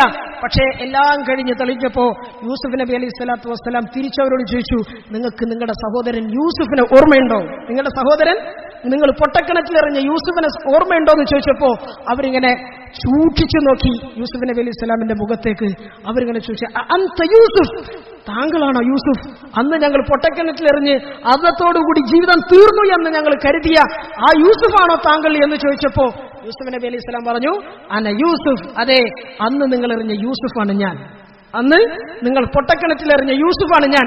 സഹോദരങ്ങളൊക്കെ ഇങ്ങനെ പേടിച്ചു വറക്കാൻ, നാടിന്റെ രാജാവായി കാലം മാറി. ഇന്ന് ഞങ്ങൾ മുന്നിലിങ്ങനെ പാത്തും പതുങ്ങി എന്ത് കൽപ്പിക്കും, എന്ത് തീരുമാനമെടുക്കും എന്നൊക്കെ ഇങ്ങനെ ബേജാറോടുകൂടി യൂസുഫ് നബി അലൈഹി സ്വലാത്തു വസ്സലാമിന്റെ മുഖത്ത് നോക്കി സഹോദരൻ യൂസുഫ് നബി അലൈഹി സ്വലാം പറഞ്ഞൊരു വാക്കുണ്ടായിരുന്നു, എന്ത്? ലാ തസ്രിബ അലൈക്കുമുൽ യൗം യഗ്ഫിറുല്ലാഹു ലക്കും വഹുവ അർഹമുർ റഹീമീൻ. സഹോദരങ്ങളെ, നിങ്ങളുടെ കാര്യത്തിൽ എനിക്കിന്ന് ഒരു പരാതിയുമില്ല, അള്ളാഹു നിങ്ങൾക്ക് പുറത്തു തരട്ടെ, അള്ളാഹു നിങ്ങൾക്ക് മാപ്പാക്കി തരട്ടെ. ആരോടാ പറയുന്നത്? ആയ കാലത്ത്, തണ്ടും തടിയുള്ള കാലത്ത് ഈ സഹോദരന്മാരൊക്കെ കൂടി കാട്ടിലേക്ക് കൊണ്ടുപോയി, പൊട്ടക്കിണറ്റിലേക്ക് കൊണ്ടുപോയി തള്ളിയ ശരീരം യൂസുഫ് നബി അലൈഹി സ്വലാത്തു വസ്സലാം എന്തുകൊണ്ടും പ്രതികാരം ചെയ്യാൻ കഴിവുള്ള സമയം. ഒന്ന് കൽപ്പിച്ചാൽ മതി അല്ലേ? നാട് മുഴുവൻ തയ്യാറായി നിൽക്കാണ്, സൈന്യാധിപന്മാർ മുഴുവൻ തയ്യാറായി നിൽക്കാൻ. യൂസുഫ് നബി അലൈഹി സ്വലാത്തു വസ്സലാം പറഞ്ഞ കാര്യം എന്താണ്? ലാ തസ്രീബ അലൈക്കുമുൽ യൗം യഗ്ഫിറുല്ലാഹു ലക്കും, നിങ്ങളുടെ മേൽ എന്നെ സംബന്ധിച്ചിടത്തോളം എനിക്കൊരു പരാതിയുമില്ല, അള്ളാഹു നിങ്ങൾക്ക് പുറത്തു തരട്ടെ. നബി തങ്ങൾ സല്ലല്ലാഹു അലൈഹി വസല്ലം പറഞ്ഞു, അന്ന് എന്റെ സഹോദരനായ യൂസുഫ് അലൈഹി സ്വലാം സഹോദരങ്ങളുടെ മുഖത്ത് നോക്കി പറഞ്ഞതെന്തോ അത് തന്നെയാണ് എനിക്ക് നിങ്ങളോടും പറയാനുള്ളത്. എന്താന്ന് അല്ലാഹുവിന്റെ റസൂൽ പറഞ്ഞത്? ലാ തസ്രീബ അലൈക്കുമുൽ യൗം, നിങ്ങളുടെ കാര്യത്തിൽ എനിക്ക് ഒരു പരാതിയുമില്ല, നിങ്ങൾ സ്വതന്ത്രരാണ്, പോയിക്കൊള്ളിൻ. അല്ലാഹുവിന്റെ റസൂൽ സല്ലല്ലാഹു അലൈഹി വസല്ലം തങ്ങൾ മുഴുവൻ ഖുറൈശികൾക്കും അന്ന് വിടുതി നൽകി, എണ്ണപ്പെട്ട ചില ആളുകൾക്കല്ലാതെ. അതും ചരിത്രത്തിൽ നമ്മൾ അറിയേണ്ട ഒരു വിഷയമാണ്. എണ്ണപ്പെട്ട ക്രൂരന്മാരായി എന്നും ഇസ്ലാമിനെയും മുസ്ലിമീങ്ങളെയും അള്ളാന്റെ റസൂൽ സല്ലല്ലാഹു അലൈഹി വസല്ലം തങ്ങളെയും ഉപദ്രവിച്ചിരുന്ന എണ്ണപ്പെട്ട ചില വ്യക്തികളെ അല്ലാതെ ബാക്കിയുള്ളവർക്കൊക്കെ അള്ളാന്റെ റസൂൽ സല്ലല്ലാഹു അലൈഹി വസല്ലം തങ്ങൾ മാപ്പ് കൊടുത്തു. എത്രത്തോളം അന്നത്തെ ചരിത്രത്തിൽ നമുക്ക് കാണാൻ കഴിയും. വഹ്ശി വന്നു അള്ളാന്റെ റസൂൽ സല്ലല്ലാഹു അലൈഹി വസല്ലം തങ്ങളുടെ മുമ്പിൽ. അള്ളാന്റെ റസൂൽ സല്ലല്ലാഹു അലൈഹി വസല്ലം തങ്ങളുടെ എളാപ്പ ഹംസത്ത് ഇബ്നു അബ്ദുൽ മുത്തലിബ് റളിയല്ലാഹു അൻഹുവിനെ ഉഹുദിന്റെ ഭൂമിയിൽ ചാട്ടൂളി എറിഞ്ഞ് കൊലപ്പെടുത്തിയ ആളാണ്. വഹ്ശി വന്നിട്ട് മുസ്ലിമാകാനുള്ള ആഗ്രഹം പ്രകടിപ്പിച്ചു. അള്ളാന്റെ റസൂൽ സല്ലല്ലാഹു അലൈഹി വസല്ലം തങ്ങൾ പൂർണ്ണമായ നിലയിൽ തുറന്ന മനസ്സോടുകൂടി വഹ്ശിയെ സ്വീകരിച്ചു. അദ്ദേഹത്തിന്റെ ഇസ്ലാമിനെ കബൂലാക്കി. പക്ഷേ വഹ്ശിയുടെ മുഖം കാണാനുള്ള താക്കത്തില്ലാതെ അള്ളാന്റെ റസൂൽ സല്ലല്ലാഹു അലൈഹി വസല്ലം തങ്ങൾ പറഞ്ഞു അത്രേ, വഹ്ശി നീ ജീവിക്കുന്ന കാലം എന്റെ മുമ്പിലേക്ക് വരരുതേ വഹ്ശി. എന്തുകൊണ്ട്? നിന്നെ കാണുമ്പോൾ എനിക്ക് എന്റെ പ്രിയപ്പെട്ട അളാപ്പാന്റെ മുഖം ഓർമ്മ വരും. അതെനിക്ക് താങ്ങാൻ കഴിയാത്ത അവസ്ഥ ഉണ്ടാക്കും. പക്ഷേ അള്ളാന്റെ റസൂൽ പ്രതികാരം ചെയ്തില്ല. ഹിന്ദു വന്നു എന്ന് പറഞ്ഞാൽ അബൂ സുഫിയാന്റെ ഭാര്യ. അന്ന് വരെ ചരിത്രത്തിൽ നമ്മൾ കേട്ടത് ഹംസ റളിയല്ലാഹുവിന്റെ പച്ച കരളെടുത്ത് കടിച്ച് ചവച്ചു തുപ്പിയെന്നാണ്.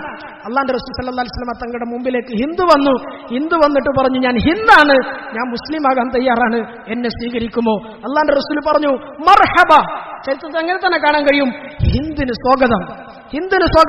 ഹിന്ദിന്റെ ഇസ്ലാം അള്ളാന്റെ റസൂൽ സ്വീകരിച്ചു. ഇക്രിമ റളിയല്ലാഹു അൻഹു അബൂജഹലിന്റെ മകനാണ്. അന്നത്തെ കാലം വരെ വാപ്പ എന്താണോ ചെയ്തത് ഇസ്ലാമിനെതിരെ അത് അതേപടി ആവർത്തിക്കുകയും വാപ്പയോടൊപ്പം കൂടെ നിൽക്കുകയും ചെയ്ത ആളാണ് ആര്? ഇക്രിമ. അള്ളാന്റെ റസൂൽ സല്ലല്ലാഹു അലൈഹി വസല്ലം തങ്ങളും സഹാബാക്കളും മക്ക ജയിച്ചടക്കാൻ മക്കയിലേക്ക് വരുന്നുണ്ടെന്ന് അറിഞ്ഞപ്പോൾ തന്നെ അദ്ദേഹം നാടുവിടാണ്, യമനിലേക്ക് നാടുവിടാണ്.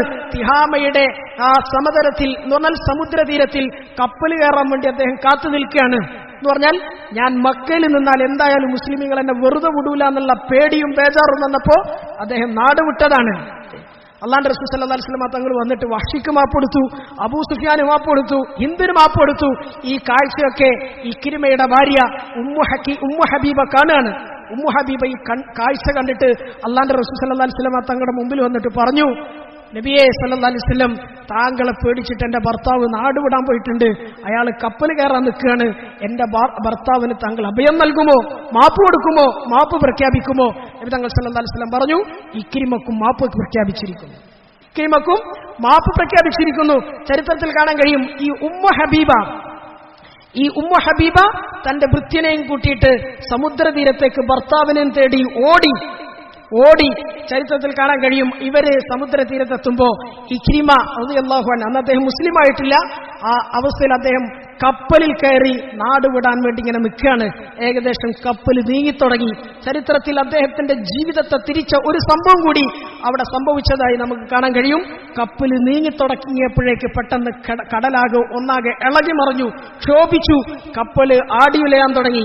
കപ്പലിന്റെ കപ്പിത്താൻ പറഞ്ഞു, ചരിത്രത്തിൽ കാണാൻ കഴിയും, ഇനി നമുക്ക് രക്ഷയില്ല, കപ്പൽ തകരാൻ പോകുന്ന അവസ്ഥയാണ് വരുന്നത്. കടലാകെ ഇളകി മറിയാണ്. എല്ലാവരും ആത്മാർത്ഥമായി അയാൾ ഇങ്ങനെ പറഞ്ഞു, ഇഖ്ലാസോടുകൂടി നിങ്ങൾ അള്ളാഹുവിനോട് ദുആ ചെയ്തോളിൻ, നിങ്ങളുടെ രക്ഷിതാവിനോട് ദുആ ചെയ്തോളിൻ, അല്ലാതെ ആ ദുആ അല്ലാതെ ഇന്നത്തെ അപകടത്തിൽ നിന്ന് നിങ്ങളെ രക്ഷിക്കാൻ ആരും കൂട്ടിനില്ല എന്ന് ഈ കപ്പിത്താൻ പറഞ്ഞു. ഇക്രിമ അങ്ങനെ അന്തം വിട്ടിട്ട് കപ്പിത്താനോട് വന്ന് ചോദിച്ചു, നീ പറഞ്ഞ ഇഖ്ലാസ് എന്താ? നീ പറഞ്ഞ ഇഖ്ലാസ് എന്ന് പറഞ്ഞ വാക്കുണ്ടല്ലോ, അതുകൊണ്ട് എന്താ ഉദ്ദേശിച്ചത്? കപ്പിത്താൻ പറഞ്ഞു, ആത്മാർത്ഥമായി, പങ്കില്ലാതെ, കളങ്കമില്ലാതെ, കറകളില്ലാതെ, വക്രതയില്ലാതെ അള്ളാഹുവിനോട് മാത്രം നിങ്ങൾ ദുആ ചെയ്തോളി, അള്ളാഹു രക്ഷപ്പെടുത്തും. അതാണ് ഞാൻ ഇഖ്ലാസ് എന്ന് പറഞ്ഞ വാക്കുകൊണ്ട് ഉദ്ദേശിച്ചത്. ഇക്രിം അങ്ങനെ പറഞ്ഞു. എന്താ പറഞ്ഞത്? ചരിത്രത്തിൽ നമുക്ക് കാണാൻ കഴിയും. ഈ പറഞ്ഞ കലിമയിൽ നിന്ന് രക്ഷപ്പെടാൻ വേണ്ടിയിട്ടാണ് ഞാൻ ഈ കപ്പലിൽ കയറിയത്. ഈ പറഞ്ഞ ഇഖ്ലാസോടുകൂടി പറയേണ്ട കലിമയിൽ നിന്ന് രക്ഷപ്പെടാൻ വേണ്ടിയിട്ടാണ് ഞാൻ ഈ കപ്പലിൽ കയറിയത്. കപ്പലിൽ കയറി കുടുങ്ങിയിട്ട് ഈ സമുദ്രത്തിന്റെ നടുക്ക് വെച്ചിട്ട് എന്നെ രക്ഷപ്പെടുത്താൻ ഈ ഇഖ്ലാസുള്ള കലിമക്കല്ലാതെ മറ്റൊന്നുകൊണ്ടും സാധ്യമല്ലെങ്കിൽ പിന്നെ ഞാൻ എന്തിനാ ഓടുന്നത്? അതുകൊണ്ട് കടലിൽ എന്നെ രക്ഷപ്പെടുത്താൻ ഒരു കലിമയ്ക്ക് പറ്റുമെങ്കിൽ കരയിലും എന്നെ രക്ഷപ്പെടുത്താൻ ഒരു കലിമയ്ക്ക് പറ്റൂ. അദ്ദേഹത്തിന്റെ മനസ്സ് അപ്പോഴേക്കും മാറി വന്നപ്പോഴേക്കും അക്കരെ ഉമ്മു ഹബീബ എന്ന് പറഞ്ഞാൽ പ്രിയപ്പെട്ട ഭാര്യയെ കാണാൻ ആംഗ്യം വിളിച്ച് കപ്പലിനെ തിരിച്ചു വിളിച്ചതായി ചരിത്രത്തിൽ നമുക്ക് കാണാൻ കഴിയും. ഇക്രിമ റളിയല്ലാഹു അൻഹുവിനോട് ഭാര്യ പറഞ്ഞു, അള്ളാന്റെ റസൂൽ നിങ്ങൾക്ക് അഭയം നൽകിയിരിക്കുന്നു, തിരിച്ചു വരണം. ഇക്രിമക്ക് വിശ്വാസമായില്ല. നീ പറഞ്ഞത് സത്യമാണോ? എനിക്ക് വിശ്വസിക്കാൻ കഴിയുന്നില്ല. ഉമ്മു ഹബീബ പറഞ്ഞു, ജനങ്ങളുടെ കൂട്ടത്തിൽ നിന്ന് ഏറ്റവും മാന്യനായ, ഏറ്റവും ഉത്കൃഷ്ടരായ, ഏറ്റവും നല്ല പെരുമാറ്റത്തിന്റെ വിട്ടുവീഴ്ചയുടെ പ്രതിരൂപമായ മുഹമ്മദിന്റെ സല്ലല്ലാഹു അലൈഹി വസല്ലമയുടെ അടുക്കൽ നിന്നാണ് ഞാൻ വരുന്നത്, ഞാൻ കള്ളം പറയല്ല. ഇക്രിമ റളിയല്ലാഹു അൻഹു തിരിച്ചു നടന്നു ഭാര്യയുടെ കൂടെ. അല്ലാഹുവിന്റെ റസൂൽ സല്ലല്ലാഹു അലൈഹി വസല്ലമ തങ്ങൾക്ക് വിവരം കിട്ടി, ഇക്രിമ മുസ്ലിമാകാനുള്ള ആഗ്രഹത്തോടുകൂടി സന്നിധിയിലേക്ക് വരുന്നുണ്ട്. ഇക്രിമ സദസ്സിലേക്ക് കടന്നെത്തുന്നതിന്റെ മുമ്പേ അല്ലാഹുവിന്റെ റസൂൽ സല്ലല്ലാഹു അലൈഹി വസല്ലമ തങ്ങൾ കൂടിയിരിക്കുന്ന സഹാബാക്കളോട് പറഞ്ഞു, ഇതാ ഇക്രിമ വരുന്നുണ്ട്, ഇസ്ലാമാകാനുള്ള, മുസ്ലിമാകാനുള്ള ആഗ്രഹത്തിലും നിയ്യത്തിലാണ് വരുന്നത്. ഇക്രിമ ഇങ്ങോട്ട് കടന്നു വന്നാൽ, ഇങ്ങോട്ട് എത്തിക്കഴിഞ്ഞാൽ പിന്നെ ഇക്രിമയുടെ വാപ്പ അബൂജഹലിനെ പറ്റി ആരും ഒന്നും പറയരുത് എന്ന് പറഞ്ഞാൽ, ഈ സദസ്സിൽ വെച്ച് അബൂജഹലിനെ ആരും കുറ്റം പറയരുത്, അയാളെ ഇകഴ്ത്തരുത്. എന്തുകൊണ്ട്? അത് മുസ്ലിമാകാൻ വരുന്ന മകനായ ഇക്രിമയുടെ മനസ്സിനെ നോവിക്കും. അല്ലാഹുവിന്റെ റസൂൽ സല്ലല്ലാഹു അലൈഹി വസല്ലം തങ്ങളുടെ സന്നിധിയിലേക്ക് അദ്ദേഹം വന്നു. അല്ലാഹുവിന്റെ റസൂലിന്റെ മുമ്പിൽ അദ്ദേഹം വീണു, ഷഹാദത്ത് കലിമ ചൊല്ലി. അന്നത്തോടുകൂടി അദ്ദേഹം ഇസ്ലാമിന്റെ ആളായി. ഈ ഇക്രിമ റളിയല്ലാഹുവിന്റെ ചരിത്രത്തിൽ നമുക്ക് കാണാൻ കഴിയും. അതിനുശേഷം അദ്ദേഹം മുസ്ലിമീങ്ങൾ പങ്കെടുത്ത ഒരു യുദ്ധത്തിൽ നിന്നും അദ്ദേഹം പിന്മാറിയിട്ടില്ല. അദ്ദേഹം ഇങ്ങനെ പറയുമായിരുന്നു, എന്റെ ആയകാലം, ആയുസ്സുള്ള ആരോഗ്യമുള്ള കാലം മുഴുവൻ ഞാൻ ഇസ്ലാമിനെതിരെ, ഇസ്ലാമിനെ തകർക്കാനാണ് പൊരുതിയെങ്കിൽ ഇന്ന് അല്ലാഹു എനിക്ക് ഹിദായത്ത് തന്നല്ലോ, ദീൻ തന്നല്ലോ, ഇസ്ലാം തന്നല്ലോ. ഇനി മുതൽ എന്റെ ഈ ആരോഗ്യം, എന്റെ തന്റെ ഇടം, എന്റെ കരുത്ത് മുഴുവൻ ഇസ്ലാമിനാകട്ടെ എന്ന് അദ്ദേഹം പറയുമായിരുന്നു. ഉമർ ഇബ്നുൽ ഖത്താബ് റളിയല്ലാഹു അൻഹുവിന്റെ കാലത്ത് പേർഷ്യക്കാരുമായി നടന്ന യർമൂക്ക് യുദ്ധത്തിലാണ് അദ്ദേഹം ഷഹീദാകുന്നത്. യർമൂക്ക് യുദ്ധം എന്ന് പറഞ്ഞാൽ ഘോരമായി ലക്ഷക്കണക്കിന് വരുന്ന അപ്പുറത്തെ സൈന്യത്തോട് ഇപ്പുറത്ത് മുസ്ലിം സൈന്യം ആയിരക്കണക്കിനേ ഉള്ളൂ പടപൊരുതി. മുസ്ലിം സൈന്യം ആദ്യം ഒന്ന് പതറി പിന്തിരിഞ്ഞോടി. സഹാബാക്കളിൽ പലരും പിന്തിരിഞ്ഞോടുമ്പോ ഇക്രിമ റളിയല്ലാഹു അൻഹു ഊരിപ്പിടിച്ച വാളുമായി നെഞ്ചു വിരിച്ച് നടന്നിട്ട് തിരിച്ചു പോകുന്ന, പിന്തിരിഞ്ഞോടുന്ന സഹാബാക്കളൊക്കെ ഇങ്ങനെ തടുത്തു നിർത്തിയിട്ട്, എവിടേക്കാണ് സഹാബാക്കളെ നിങ്ങൾ പോകുന്നത്? സ്വർഗത്തിന്റെ വഴിയിൽ നിന്ന് നിങ്ങൾ പിന്തിരിഞ്ഞോടുകയാണോ എന്ന് പറഞ്ഞിട്ട് അദ്ദേഹം ഇങ്ങനെ വാളൂരി പിടിച്ച് ആവേശത്തിന്റെ ചില വർത്തമാനങ്ങൾ പറഞ്ഞു. അല്ലാഹുവിന്റെ റസൂൽ സല്ലല്ലാഹു അലൈഹി വസല്ലം തങ്ങൾക്കെതിരെ, തങ്ങളുടെ ദീനിനെതിരെ അന്നത്തെ കാലം ഞാൻ പൊരുതിയെങ്കിൽ ഇന്ന് അതിന് പ്രത്യുപകാരം ചെയ്യാനുള്ള അവസരം അല്ലാഹു എനിക്ക് തന്നിരിക്കുകയാണെന്ന് പറഞ്ഞിട്ട് ശത്രുക്കളുടെ മധ്യത്തിലൊക്കെ അദ്ദേഹം നുഴഞ്ഞു കയറി. ശത്രുക്കളുടെ ആഞ്ഞാഞ്ഞുള്ള വെട്ടേറ്റ് അദ്ദേഹം അവിടെ കിടന്ന് ഷഹീദാകാണ്. ചരിത്രത്തിൽ നമ്മൾ കണ്ടിട്ടുണ്ട്, കേട്ടിട്ടുണ്ട്. യർമൂക്ക് യുദ്ധത്തിന്റെ അവസാനം കൂട്ടത്തിൽ മരിക്കാൻ കിടക്കുന്ന, മുറിവേറ്റ് കിടക്കുന്ന സഹാബാക്കൾക്ക് വെള്ളം കുടിപ്പിക്കാൻ വേണ്ടി ഒരു സഹാബി വെള്ളത്തിന്റെ തൊട്ടിയുമായി ഇങ്ങനെ വരുമ്പോ ഒരു സഹാബി മരണത്തോട് മല്ലടിച്ച് കിടക്കാൻ ആള് എന്ന് പറഞ്ഞപ്പോ ആ സഹാബിയുടെ നേർക്കുനേരെ ഈ വെള്ളം കൊണ്ട് ചെന്ന് അയാളുടെ വായിലേക്ക് വെള്ളം ഒഴിച്ച് കൊടുക്കാൻ നേരം പെട്ടെന്ന് തൊട്ടപ്പുറത്ത് കടന്നിരുന്ന ഒരു സഹാബി എന്ന് പറഞ്ഞു. ഈ സഹാബി അങ്ങോട്ട് കൊടുക്കാൻ ആംഗ്യം കാണിച്ചു. രണ്ടാമത്തെ സഹാബിയുടെ അടുക്കലേക്ക് വെള്ളം എത്തിയപ്പോ തൊട്ടപ്പുറത്ത് നിന്ന് വേറൊരു ശബ്ദം എന്ന് കേട്ടു. ഈ സഹാബി അപ്പുറത്തേക്ക് കൊടുക്കാൻ പറഞ്ഞു. മൂന്നാമത്തെ ആളടുക്കലേക്ക് എത്തിയപ്പോഴേക്ക് അയാൾ ഷഹീദായി, വഫാത്തായി. തിരിച്ച് രണ്ടാമത്തെ ആളടുക്കലേക്ക് ഈ വെള്ളവുമായി വന്നപ്പോഴേക്ക് അദ്ദേഹവും ഷഹീദായി. തിരിച്ച് ഒന്നാമത് വിളിച്ച ആളടുക്കലേക്ക് ചെന്നപ്പോ അയാളും ഷഹീദായി. ഈ ചരിത്രം നമ്മൾ കേട്ടിട്ടുണ്ട്. ഈ ചരിത്രം പറയുമ്പോൾ ഈ കിടക്കുന്ന മൂന്നാളുടെ കൂട്ടത്തിൽ രണ്ടാമതായി കടന്ന് ഇങ്ങനെ എന്ന് പറഞ്ഞ ആ സഹാബിയുടെ ജീവിതം പരിശോധിച്ചാൽ, ആ സഹാബിയുടെ പേര് പരിശോധിച്ചാൽ ചരിത്രത്തിൽ നമുക്ക് കാണാൻ കഴിയും. അത് ഇക്രിമത്തുബ്നു അബീ ജഹൽ റളിയല്ലാഹു അൻഹു. അദ്ദേഹത്തിന്റെ പഴയകാല ചരിത്രം ഒന്ന് ശരിക്കും എടുത്തു നോക്കിയാൽ ഒരിക്കലും അദ്ദേഹത്തിന് കിട്ടാൻ സാധ്യതയില്ലാത്തൊരു സൗഭാഗ്യമാണ് അള്ളാഹു അദ്ദേഹത്തിന് ജീവിതത്തിന്റെ അവസാന കാലത്ത് അള്ളാഹു കൊടുത്തത്. അദ്ദേഹം ഷഹീദായി സ്വർഗത്തെ സ്വപ്നം കണ്ട് സ്വർഗത്തിന്റെ മാലാഖമാര് അദ്ദേഹത്തെ കൂട്ടിക്കൊണ്ടുപോകുന്ന കാഴ്ച, ഇതൊക്കെ മക്കം ഫത്ഹിന്റെ പിന്നാലെ ഉണ്ടായ സംഭവങ്ങളാണ്. അള്ളാഹുവിന്റെ റസൂൽ സല്ലല്ലാഹു അലൈഹി വസല്ലം തങ്ങൾക്ക് അള്ളാഹു എല്ലാ നിലയിലും മക്കയെ കീഴടക്കി കൊടുത്തു. മക്കം ഫത്ഹ് സംഭവിച്ചു. മക്കയുടെ ചുറ്റുഭാഗത്തുള്ള അറേബ്യയുടെ എല്ലാ ഗോത്രങ്ങളും നാടുകളൊക്കെ ഇസ്ലാമിലേക്ക് വന്നു, മുസ്ലിമീങ്ങളായി. ആർക്കും ഒന്നും പറയാനില്ലാത്ത അവസ്ഥ. പക്ഷെ അപ്പോഴും എതിർത്തിരുന്ന രണ്ട് ഗോത്രങ്ങൾ ഉണ്ടായിരുന്നു. തായിഫിൽ ഹവാസിൻ എന്ന് പറയുന്ന ഒരു ഗോത്രം, അതുപോലെ സഖീഫ് ഗോത്രം. ഹുനൈൻ യുദ്ധം കേട്ടിട്ടില്ല? ഹുനൈൻ യുദ്ധം അത് ഈ രണ്ട് ഗോത്രങ്ങൾക്കെതിരെയാണെന്ന് ചരിത്രത്തിൽ നമുക്ക് കാണാൻ കഴിയും. മക്കം ഫത്ഹ് കഴിഞ്ഞ് തിരിച്ചു മടങ്ങുന്ന സമയം ഈ നാട്ടിലേക്ക് ദീനിന്റെ ദാവത്തുമായി ചെന്നു. ഇസ്ലാം സ്വീകരിക്കാൻ അവരോട് കൽപ്പിച്ചു. അവർ തയ്യാറായില്ല. അവര് 4000 വരുന്ന സൈന്യങ്ങളെ കൂട്ടിയിട്ട് മുസ്ലിമീങ്ങളെ എതിരിടാൻ വേണ്ടിയിട്ട് അവർ കോപ്പുകൂട്ടി നോക്കുമ്പോ ഹുനൈൻ എന്ന് പറയുന്ന സ്ഥലത്ത് ഇരു സൈന്യങ്ങളും നേർക്കുനേരെ വന്നു. ഒരു ഭാഗത്ത് ഹവാസിൻ അതുപോലെ സഖീഫ് ഗോത്രങ്ങളിലെ 4000 പേരടങ്ങുന്ന സൈന്യം.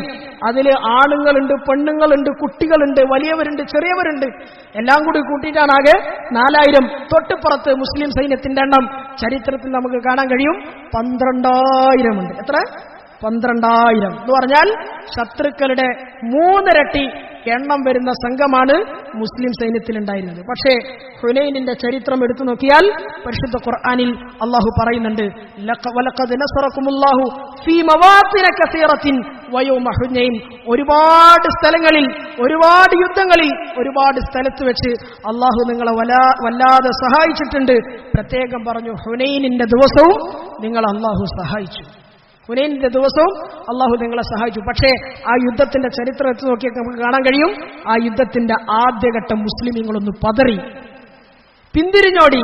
എന്ന് പറഞ്ഞാൽ ഇപ്പുറത്ത് 4000 ഉള്ളൂ, പക്ഷെ ഇപ്പുറത്ത് എത്ര ഉണ്ട്? മുസ്ലിമീങ്ങൾ 12,000 ഉണ്ട്. ബദറിന്റെ നേരെ വിപരീതം. ബദറിൽ സഹാബാക്കൾ 313 ആണെങ്കിൽ അപ്പുറത്ത് ഖുറൈശികൾ എത്ര ഉണ്ട്? ആയിരക്കണക്കിനുണ്ട് അല്ലേ? ഈ ഖുറൈശികൾ മുഴുവൻ ഒന്നടങ്കം അവിടെ പരാജയപ്പെട്ട ചരിത്രമൊക്കെയാണ് മുസ്ലിമീങ്ങൾ അതുവരെ കേട്ടതും അനുഭവിച്ചതൊക്കെ. അതുകൊണ്ട് ആ കൂട്ടത്തിൽ പുതുമുസ്ലിമീങ്ങളായ ആളുകൾ ഒരുപാടുണ്ടായി. എന്ന് പറഞ്ഞാൽ ഈ 12,000ന്റെ കൂട്ടത്തിൽ ഈ മക്കം ഫതോടുകൂടി മുസ്ലിമായ കുറെ പുതുമുസ്ലിമുകൾ ഉണ്ടായിരുന്നു. അവർക്കൊക്കെ ഈ മുസ്ലിം സൈന്യത്തിന്റെ എണ്ണത്തിന്റെ ആധിക്യം കണ്ടിട്ടിങ്ങനെ മനസ്സിലൊരു ത്വര എന്ന് പറഞ്ഞാൽ ഒരു ചിന്ത, ഈ 4000 വരുന്ന ഈ ഹവാസിൻ അല്ലെങ്കിൽ ഈ സഖീഫ് പറയുന്ന ഗോത്രങ്ങളൊക്കെ നിഷ്പ്രയാസം എന്ന് കീഴടക്കും. ഇതൊരു പണിയുള്ള കേസല്ല എന്നൊക്കെ അവർ വിചാരിച്ചു. കാരണം ബദറിൽ വരെ 313 കൊണ്ട് 1000 മലർത്തിയടിച്ച അള്ളാഹ് അല്ലേ.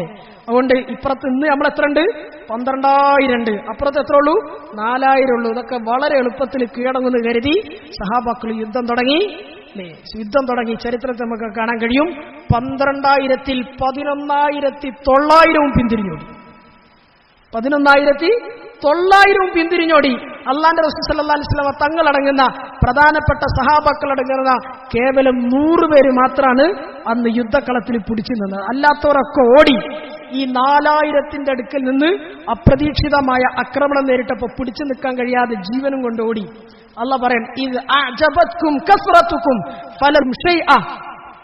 അന്ന് നിങ്ങളുടെ എണ്ണത്തിന്റെ ആധിക്യം, നിങ്ങളുടെ എണ്ണപ്പെരുപ്പം നിങ്ങളെ വല്ലാതെ അത്ഭുതപ്പെടുത്തി. അതുവരെ ഏത് യുദ്ധം വന്നാലും ഏത് പ്രതിസന്ധി വന്നാലും അള്ളാഹുവിലേക്ക് മാത്രമായിരുന്നു നിങ്ങളുടെ ഹൃദയത്തിന്റെ ചിന്ത, നിങ്ങളുടെ നോട്ടം, നിങ്ങളുടെ ദുആ. പക്ഷേ ഹുനൈൻ വന്നപ്പോ നിങ്ങളിൽ ചില ആളുകളുടെ ഹൃദയത്തിന്റെ നോട്ടം എവിടേക്ക് പോയി? നിങ്ങളുടെ കൂട്ടത്തിൽ നിൽക്കുന്ന ആളുകളുടെ തലയെണ്ണലിലേക്ക് പോയി. അപ്പൊ നിങ്ങൾക്ക് ഇങ്ങനെ തോന്നി, ഞങ്ങൾ 12,000 ഉണ്ട്, ഈ 4000ത്തിനെ മറികടക്കാന്ന് പറഞ്ഞാൽ അതൊരു പ്രശ്നമുള്ള വിഷയേ അല്ല എന്നവർക്ക് തോന്നി. അള്ളാഹ് പറയണം, നിങ്ങളെ ഞാൻ എന്ത് ചെയ്തു? ഒന്ന് പരിഭ്രാന്തിയിലാക്കി. 11,900 ഓടി എന്ന് ചരിത്രത്തിൽ നമുക്ക് കാണാൻ കഴിയും. അള്ളാന്റെ റസൂൽ സല്ലല്ലാഹു അലൈഹി വസല്ലം തങ്ങൾ ഒട്ടകപ്പുറത്തിന്റെ മുകളിൽ നിന്ന് ഇറങ്ങി, അന നബിയ്യു ലാ കദിബ് അന ഇബ്നു അബ്ദുൽ മുത്തലിബ്, ഞാനാണ് നബി, ഞാൻ പറയുന്നത് കള്ളമല്ല, ഞാൻ അബ്ദുൽ മുത്തലിബിന്റെ പുത്രനാണ് എന്ന് പറഞ്ഞുകൊണ്ട് അള്ളാന്റെ റസൂൽ സല്ലല്ലാഹു അലൈഹി വസല്ലം തങ്ങൾ വാളൂരി പിടിച്ചിങ്ങനെ ശത്രുക്കൾക്കെതിരെ നെഞ്ചുവിരിച്ച് നിന്നപ്പോ കൂട്ടത്തിൽ ഏകദേശം 99-100 പേര് മാത്രമാണ് ഉണ്ടായിരുന്നത് എന്ന് ചരിത്രത്തിൽ നമുക്ക് കാണാൻ കഴിയും. എല്ലാം തിരിഞ്ഞോടി. പക്ഷെ അള്ളാന്റെ റസൂല് ഉറച്ചു നിന്നു. സഹാബാക്കൾക്ക് ധൈര്യം പകരാൻ വേണ്ടിയിട്ട് അള്ളാന്റെ റസൂല് പറഞ്ഞ വാക്കുകളാണ്, അന നബിയു ലാ കദിബ്, ഞാൻ തന്നെയാണ് നബി, ഈ പറയുന്നത് ഒരു കള്ളമല്ല. അന ഇബ്നു അബ്ദുൽ മുത്തലിബ്, ഞാൻ അബ്ദുൽ മുത്തലിബിന്റെ പുത്രനാണ്, പൗത്രനാണ്, പേരക്കുട്ടിയാണ്. അള്ളാന്റെ റസൂൽ സല്ലല്ലാഹു അലൈഹി വസല്ലം തങ്ങളുടെ വാക്ക് കേട്ടപ്പോ ഈ 100 പേർക്ക് ആവേശം വിരട്ടി. അള്ളാന്റെ റസൂൽ സല്ലല്ലാഹു അലൈഹി വസല്ലം തങ്ങൾക്ക് സഹായത്തിനായി അള്ളാഹു ആകാശത്ത് നിന്ന് മലക്കുകളെ ഇറക്കി. ചരിത്രത്തിൽ കാണാൻ കഴിയും, ഈ 100 പേരെ കൊണ്ടാണ് പിന്നെയുള്ള 4000 വരുന്ന ശത്രുക്കളുടെ സംഘത്തെ അള്ളാഹു പരാജയപ്പെടുത്തിയത്. അതോടുകൂടി ആ പരാജയപ്പെടുത്തലോടുകൂടി ഹുനൈനും കീഴടങ്ങി, ഹവാസിനും കീഴടങ്ങി, സഖീഫും കീഴടങ്ങി, തായിഫ് ഒന്നടങ്കം കീഴടങ്ങി. അന്നത്തെ അറേബ്യൻ ഉപഭൂഖണ്ഡത്തിൽ എതിർക്കാൻ ആരുമില്ലാത്ത വിധം ഇസ്ലാമിന്റെ ഇസ്സത്തിനെ അള്ളാഹു ഉയർത്തിപ്പിടിച്ചു, അള്ളാഹു ഇസ്സത്തിലാക്കി. ആ വിജയം കൊണ്ടാണ് അള്ളാന്റെ റസൂൽ സല്ലല്ലാഹു അലൈഹി വസല്ലം തങ്ങളും സഹാബാക്കളും മദീനയിലേക്ക് തിരിച്ചു നടക്കുന്നത്. ഇത് ഏത് വർഷം നടന്നത്? ഏത് വർഷമാണത്? ഹിജറ 8ാമത്തെ വർഷം. ഹിജറ 8ാമത്തെ വർഷമാണ് ഈ സംഭവം നടക്കുന്നത്.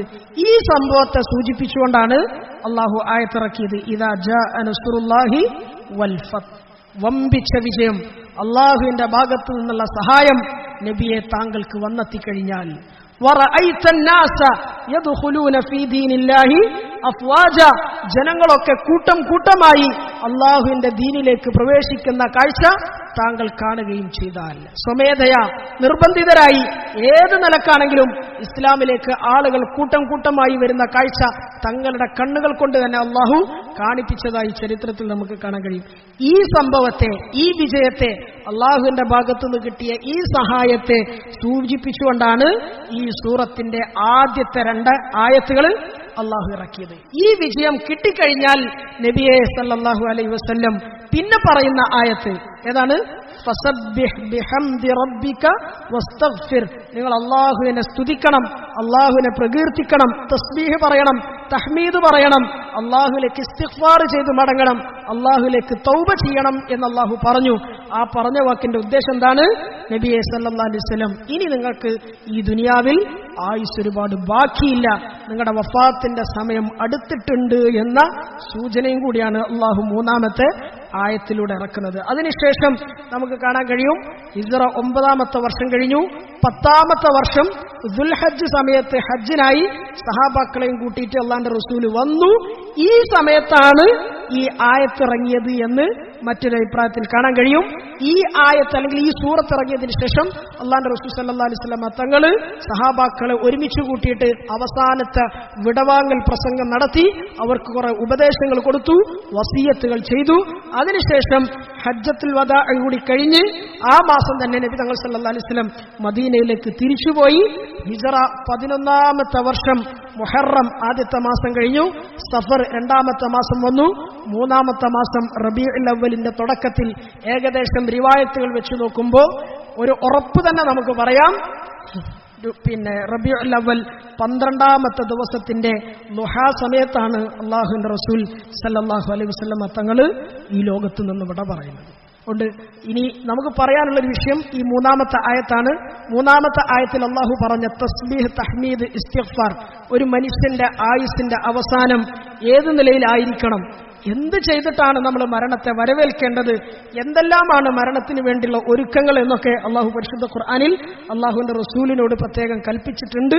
അതുകൂടി ഇൻഷാ അല്ലാഹ് പറയണം. കൂട്ടത്തിൽ അള്ളാഹിന്റെ റസൂൽ സല്ലല്ലാഹു അലൈഹി വസല്ലം തങ്ങളുടെ വഫാത്തുമായി ബന്ധപ്പെട്ട 1-2 കാര്യങ്ങൾ കൂടി ഇൻഷാ അല്ലാഹ് നമുക്ക് പറയണം. അത് അടുത്ത ആഴ്ച അള്ളാഹുവിന്റെ തീരുമാനം ഉണ്ടെങ്കിൽ ഇൻഷാ അല്ലാഹ് നമുക്ക് പറയാം. ഇദാ ജാഅ നസ്റുല്ലാഹി വൽ ഫത്ത്, എന്താ അർത്ഥം? അള്ളാഹുവിന്റെ ഭാഗത്തു നിന്നുള്ള സഹായവും വിജയവും വന്നെത്തിയാൽ, വറഅയ്ത الناس يدخلون في دين الله أفواجا, ജനങ്ങളെ കൂട്ടം കൂട്ടമായി അള്ളാഹുവിന്റെ ദീനിലേക്ക് പ്രവേശിക്കുന്ന കാഴ്ച താങ്കൾ കാണുകയും ചെയ്താൽ, ഫസബ്ബിഹ് ബിഹംദി റബ്ബിക വസ്തഗ്ഫിർ, അള്ളാഹുവിനെ നിങ്ങൾ തസ്ബീഹ് ചെല്ലണം, അള്ളാഹുവിനെ തഹ്മീദ് പറയണം, അള്ളാഹുവിലേക്ക് ഇസ്തിഗ്ഫാർ ചെയ്യണം. ഇന്നഹു കാന തവ്വാബ, തീർച്ചയായും അള്ളാഹു പശ്ചാത്തപിക്കുന്നവരുടെ പശ്ചാത്താപത്തെ നന്നായി സ്വീകരിക്കുന്നവനും കബൂലാക്കുന്നവനുമാണ്. ഈ സൂറത്തിന്റെ ബാഹ്യമായ അർത്ഥം ഇങ്ങനെയാണ്. ഉദ്ദേശം ഈ പറഞ്ഞ മാതിരി മക്കം ഫത്ഹും അതുമായി ബന്ധപ്പെട്ട വിജയങ്ങളും അള്ളാഹുവിന്റെ സഹായവുമാണ്. അതിനുശേഷം അള്ളാഹിന്റെ റസൂൽ സല്ലല്ലാഹു അലൈഹി വസല്ലം തങ്ങളുടെ വഫാത്തിന്റെ ഒരുക്കങ്ങളും വഫാത്തുമായി ബന്ധപ്പെട്ട കാര്യങ്ങളും അതിൽ നിന്ന് നമുക്ക് പഠിക്കാനും നമ്മുടെ ജീവിതത്തിൽ മാതൃകയാക്കാനുള്ള കാര്യങ്ങളാണ്. അള്ളാഹു സുബ്ഹാനഹു തആല എല്ലാ നിലയിലും നമ്മുടെ ഈ പറച്ചിലിനെയും കേൾക്കലിനെയും സ്വീകരിക്കുമാറാകട്ടെ. എന്തെങ്കിലും അബദ്ധങ്ങളും പിഴവുകളും സംഭവിച്ചു പോകുന്നുണ്ടെങ്കിൽ അള്ളാഹു എന്റെ മഹദ് ഫദ്ൽ കൊണ്ട് മാപ്പാക്കി തരുമാറാകട്ടെ. ദുആ ചെയ്യലേ. അൽഹംദുലില്ലാഹി റബ്ബിൽ ആലമീൻ. അല്ലാഹുമ്മ സ്വല്ലി അലാ മുഹമ്മദി വഅലാ ആലി മുഹമ്മദി വബാരിക് വസല്ലിം അലൈഹി. اللهم اجعل جمعنا هذا جمعا مرحوما وتفرقنا من بعده تفرقا معصوما ولا تجعل فينا ولا معنا ولا منا شقيا ولا مطرودا ولا محروما. اللهم ربنا ظلمنا أنفسنا وإن لم تغفر لنا وترحمنا لنكونن من الخاسرين. يا الله പടച്ചോനെ കരുണയുള്ള അല്ലാഹ്, അർഹമുർ-റഹീമായ അല്ലാഹുവേ, ഞങ്ങൾ നിന്റെ സാധുക്കളായ അടിമകളാണ് പടച്ചോനെ. ഞങ്ങളെ നീ കബൂലാക്കണേ അല്ലാഹ്, ഞങ്ങളെ നീ സ്വീകരിക്കണേ അല്ലാഹ്, ഞങ്ങളെ നീ സഹായിക്കണേ അല്ലാഹ്. ഞങ്ങളുടെ ജീവിതത്തിൽ സംഭവിച്ചു പോയിട്ടുള്ള മുഴുവൻ പാപങ്ങളും നീ പുറത്തു തരണേ അല്ലാ. എല്ലാ പിഴവുകളും നീ മാപ്പാക്കി തരണേ അല്ലാ. എല്ലാ കുറവുകളും നീ നികത്തി തരണേ പടച്ചോനെ. അള്ളാഹുവെ ഞങ്ങളുടെ ഈ ഒരുമിച്ച് കൂടൽ നീ കബൂലാക്കണേ അല്ലാ. എല്ലാ നിലയിലും നീ സ്വീകരിക്കണേ പടച്ചോനെ. അള്ളാഹുവേ, ഈ ഇരുത്തവും ഈ പറച്ചിലും ഈ കേൾക്കലും കാരണമായിട്ട് ഞങ്ങൾക്ക് നിന്റെ സ്വർഗം നീ തരണേ അല്ലാ. നിന്റെ റഹ്മത്തിലേക്ക് ഞങ്ങളെ നീ അടുപ്പിക്കണേ പടച്ചോനെ. അള്ളാഹുവെ, നിന്റെ റഹ്മത്തിൽ നിന്ന് ഒരിക്കലും ഞങ്ങളെ ദൂരാക്കി കളയരുത് പടച്ചോനെ. ഞങ്ങളെ നീ ദൂരാക്കിയാൽ ഞങ്ങളെ ചേർത്ത് പിടിക്കാൻ ഞങ്ങൾക്ക് വേറൊരു റബ്ബ് ഇല്ല പടച്ചോനെ. നീയല്ലാതെ വേറൊരു ഇലാഹ് ഞങ്ങൾക്കില്ലല്ലോ. അള്ളാഹുവെ, ഞങ്ങളെ നീ സ്വീകരിക്കണേ പടച്ചോനെ. ഞങ്ങളെ നീ കബൂലാക്കണേ അല്ലാ. ഞങ്ങൾക്ക് നീ ഇഖ്ലാസ് തരണേ പടച്ചോനെ. പരിപൂർണമായ ഇഖ്ലാസ് തരണേ പടച്ചോനെ. അള്ളാഹു, ഞങ്ങളുടെ എല്ലാ അമലുകളിലും നിന്റെ വജ്ഹിനെ മാത്രം പ്രതീക്ഷിക്കാനുള്ള തൗഫീഖ് തരണേ അല്ലാ. എന്തെങ്കിലും കുറവുകളും പാകപ്പിഴവുകളും സംഭവിച്ചു പോകുന്നുണ്ടെങ്കിൽ നിന്റെ മഹ്ദ് ഫദ്ലുകൊണ്ട് ഞങ്ങൾക്ക് നീ മാപ്പാക്കി തരണേ അല്ലാ. അള്ളാഹുവെ, ഞങ്ങളുടെ ജീവിതത്തിൽ വന്നു പോകുന്ന അബദ്ധങ്ങൾ ഒരിക്കലും നീ ആഖിറത്തിലേക്ക് മാറ്റി വെക്കല്ലേ പടച്ചോനെ. അള്ളാഹുവെ, ഈ ദുനിയാവിൽ വെച്ച് തന്നെ ഞങ്ങൾക്ക് നീ മാപ്പാക്കി തന്ന് അള്ളാഹുവെ, പരിശുദ്ധമായ നല്ല ജീവിതത്തോടുകൂടി നല്ല മനസ്സോടുകൂടി നല്ല ഈമാനിലായി നിന്നിലേക്ക് തിരിച്ചു വരാൻ ഞങ്ങൾക്ക് നീ തൗഫീഖ് തരണേ അല്ലാ. അള്ളാഹുവെ, ഞങ്ങളുടെ മാതാപിതാക്കൾക്ക് പുറത്തു കൊടുക്കണേ പടച്ചോനെ. അള്ളാഹുവെ, അവരെ നീ കബൂലാക്കണേ പടച്ചോനെ. അള്ളാഹുവെ, അവരിൽ നിന്ന് രോഗികളായി പ്രയാസപ്പെട്ട് കഴിയുന്ന ഒരുപാട് ആളുകളുണ്ട് പടച്ചോനെ. അവരുടെ രോഗങ്ങൾ നീ മാറ്റിക്കൊടുക്കണേ അല്ലാ. ആജിലായ മുസ്തമിറായ ഷിഫ നൽകണേ അല്ലാ. അള്ളാഹുവേ, രോഗം നൽകുന്നവൻ നീയാണ്. അതിന്റെ ഷിഫയും നിന്റെ കയ്യിലാണ് പടച്ചോനെ. ഞങ്ങളുടെ ഉമ്മവാപ്പമാരുടെ രോഗങ്ങൾ നീ മാറ്റിക്കൊടുക്കണേ അല്ലാ. ഷിഫയാക്കി കൊടുക്കണേ അല്ലാ. അള്ളാഹുവെ, നിന്റെ താഴത്തിലായിട്ടുള്ള ദീർഘായുസ്സും സിഹത്തും ആഫിയത്തും അവർക്ക് നൽകണേ പടച്ചോനെ. അള്ളാഹുവെ, അവരിൽ നിന്ന് മരണപ്പെട്ടു പോയവർ ഒരുപാടുണ്ട് പടച്ചോനെ. അവരുടെ ബർസഖിയായ ജീവിതം അവർക്ക് റാഹത്തിലാക്കി കൊടുക്കണേ അല്ലാ. അള്ളാഹുവേ, അവർക്ക് മഗ്ഫിറത്തും മർഹമത്തും കൊടുക്കണേ പടച്ചോനെ. അവർക്ക് നീ നല്ല സഹായിയാകണേ അല്ലാ. അവരവരുടെ ബർസഖിയായ ജീവിതത്തിൽ ഏതെങ്കിലും തരത്തിൽ പരീക്ഷണങ്ങളിൽ കുടുങ്ങിയിട്ടുണ്ടെങ്കിൽ പടച്ചോനെ, മക്കളായ ഞങ്ങളുടെ ഈ ദുആ കാരണമായി അവർക്ക് സമാധാനവും സന്തോഷവും കൊടുക്കണേ പടച്ചോനെ. എല്ലാവിധ പരീക്ഷണങ്ങളിൽ നിന്നും അവരെ നീ രക്ഷപ്പെടുത്തണേ അല്ലാ. ഞങ്ങളുടെ ഭാര്യമാരെ, ഞങ്ങളെ മക്കളെയൊക്കെ നീ കബൂലാക്കണേ പടച്ചോനെ. ഞങ്ങളുടെ കുടുംബജീവിതത്തിൽ ഞങ്ങൾക്ക് റാഹത്തും സമാധാനവും കൊണ്ട പടച്ചോനെ. അള്ളാഹുവേ, ഞങ്ങൾക്ക് നല്ല ഭദ്രതയുള്ള കുടുംബം തരണേ പടച്ചോനെ. അള്ളാഹുവേ, ഞങ്ങൾക്ക് നീ റാഹത്തും സമാധാനവും തരണേ അല്ലാ. ഞങ്ങളുടെ മക്കളെ കൊണ്ട് ഞങ്ങളുടെ കൺ കുളിർപ്പിക്കണേ പടച്ചോനെ. അള്ളാഹുവെ, സങ്കടപ്പെടുത്തുന്ന, വേദനിപ്പിക്കുന്ന, ബേജാറാക്കുന്ന എല്ലാവിധ ഫിത്നകളിൽ നിന്നും ഞങ്ങളെയും ഞങ്ങളുടെ മക്കളെയും ഞങ്ങളുമായി ബന്ധപ്പെട്ട എല്ലാവരെയും നീ കാക്കണേ അല്ലാ. പടച്ചോനെ, ദുനിയാവിന്റെ എല്ലാ കുടിസുകളിൽ നിന്നും ഞങ്ങളെ നീ രക്ഷപ്പെടുത്തണേ പടച്ചോനെ. അള്ളാഹു, ഞങ്ങളെ സഹോദരങ്ങളെ, സഹോദരിമാരെ, ഞങ്ങളുമായി ബന്ധപ്പെട്ട ഞങ്ങളുടെ കുടുംബക്കാരെ, ബന്ധക്കാരെ, അയൽവാസികളെ, ഞങ്ങളുടെ നാട്ടുകാരെ എല്ലാവരെയും നീ കബൂലാക്കണേ പടച്ചോനെ. എല്ലാവിധ ഖൈറും ബറക്കത്തും എല്ലാവർക്കും കൊടുക്കണേ പടച്ചോനെ. എല്ലാവരും നീ ഇജ്ജത്തിലാക്കണേ അല്ലാ. എല്ലാവിധ ദില്ലത്തുകളിൽ നിന്നും കാക്കണേ പടച്ചോനെ. അള്ളാഹു, എല്ലാവർക്കും എല്ലാവിധ ഖൈറിന്റെ വാതിലുകളും നീ തുറന്നു കൊടുക്കണേ പടച്ചോനെ. എല്ലാവരും നീ കബൂലാക്കണേ അല്ലാ. അള്ളാഹുവേ, പ്രത്യേകിച്ച് ഈ നാടിനെയും നാട്ടുകാരെയും നീ കബൂലാക്കണേ പടച്ചോനെ. ഈ പള്ളിയെയും പള്ളിയുമായി ബന്ധപ്പെട്ടവരെ നീ കബൂലാക്കണേ പടച്ചോനെ.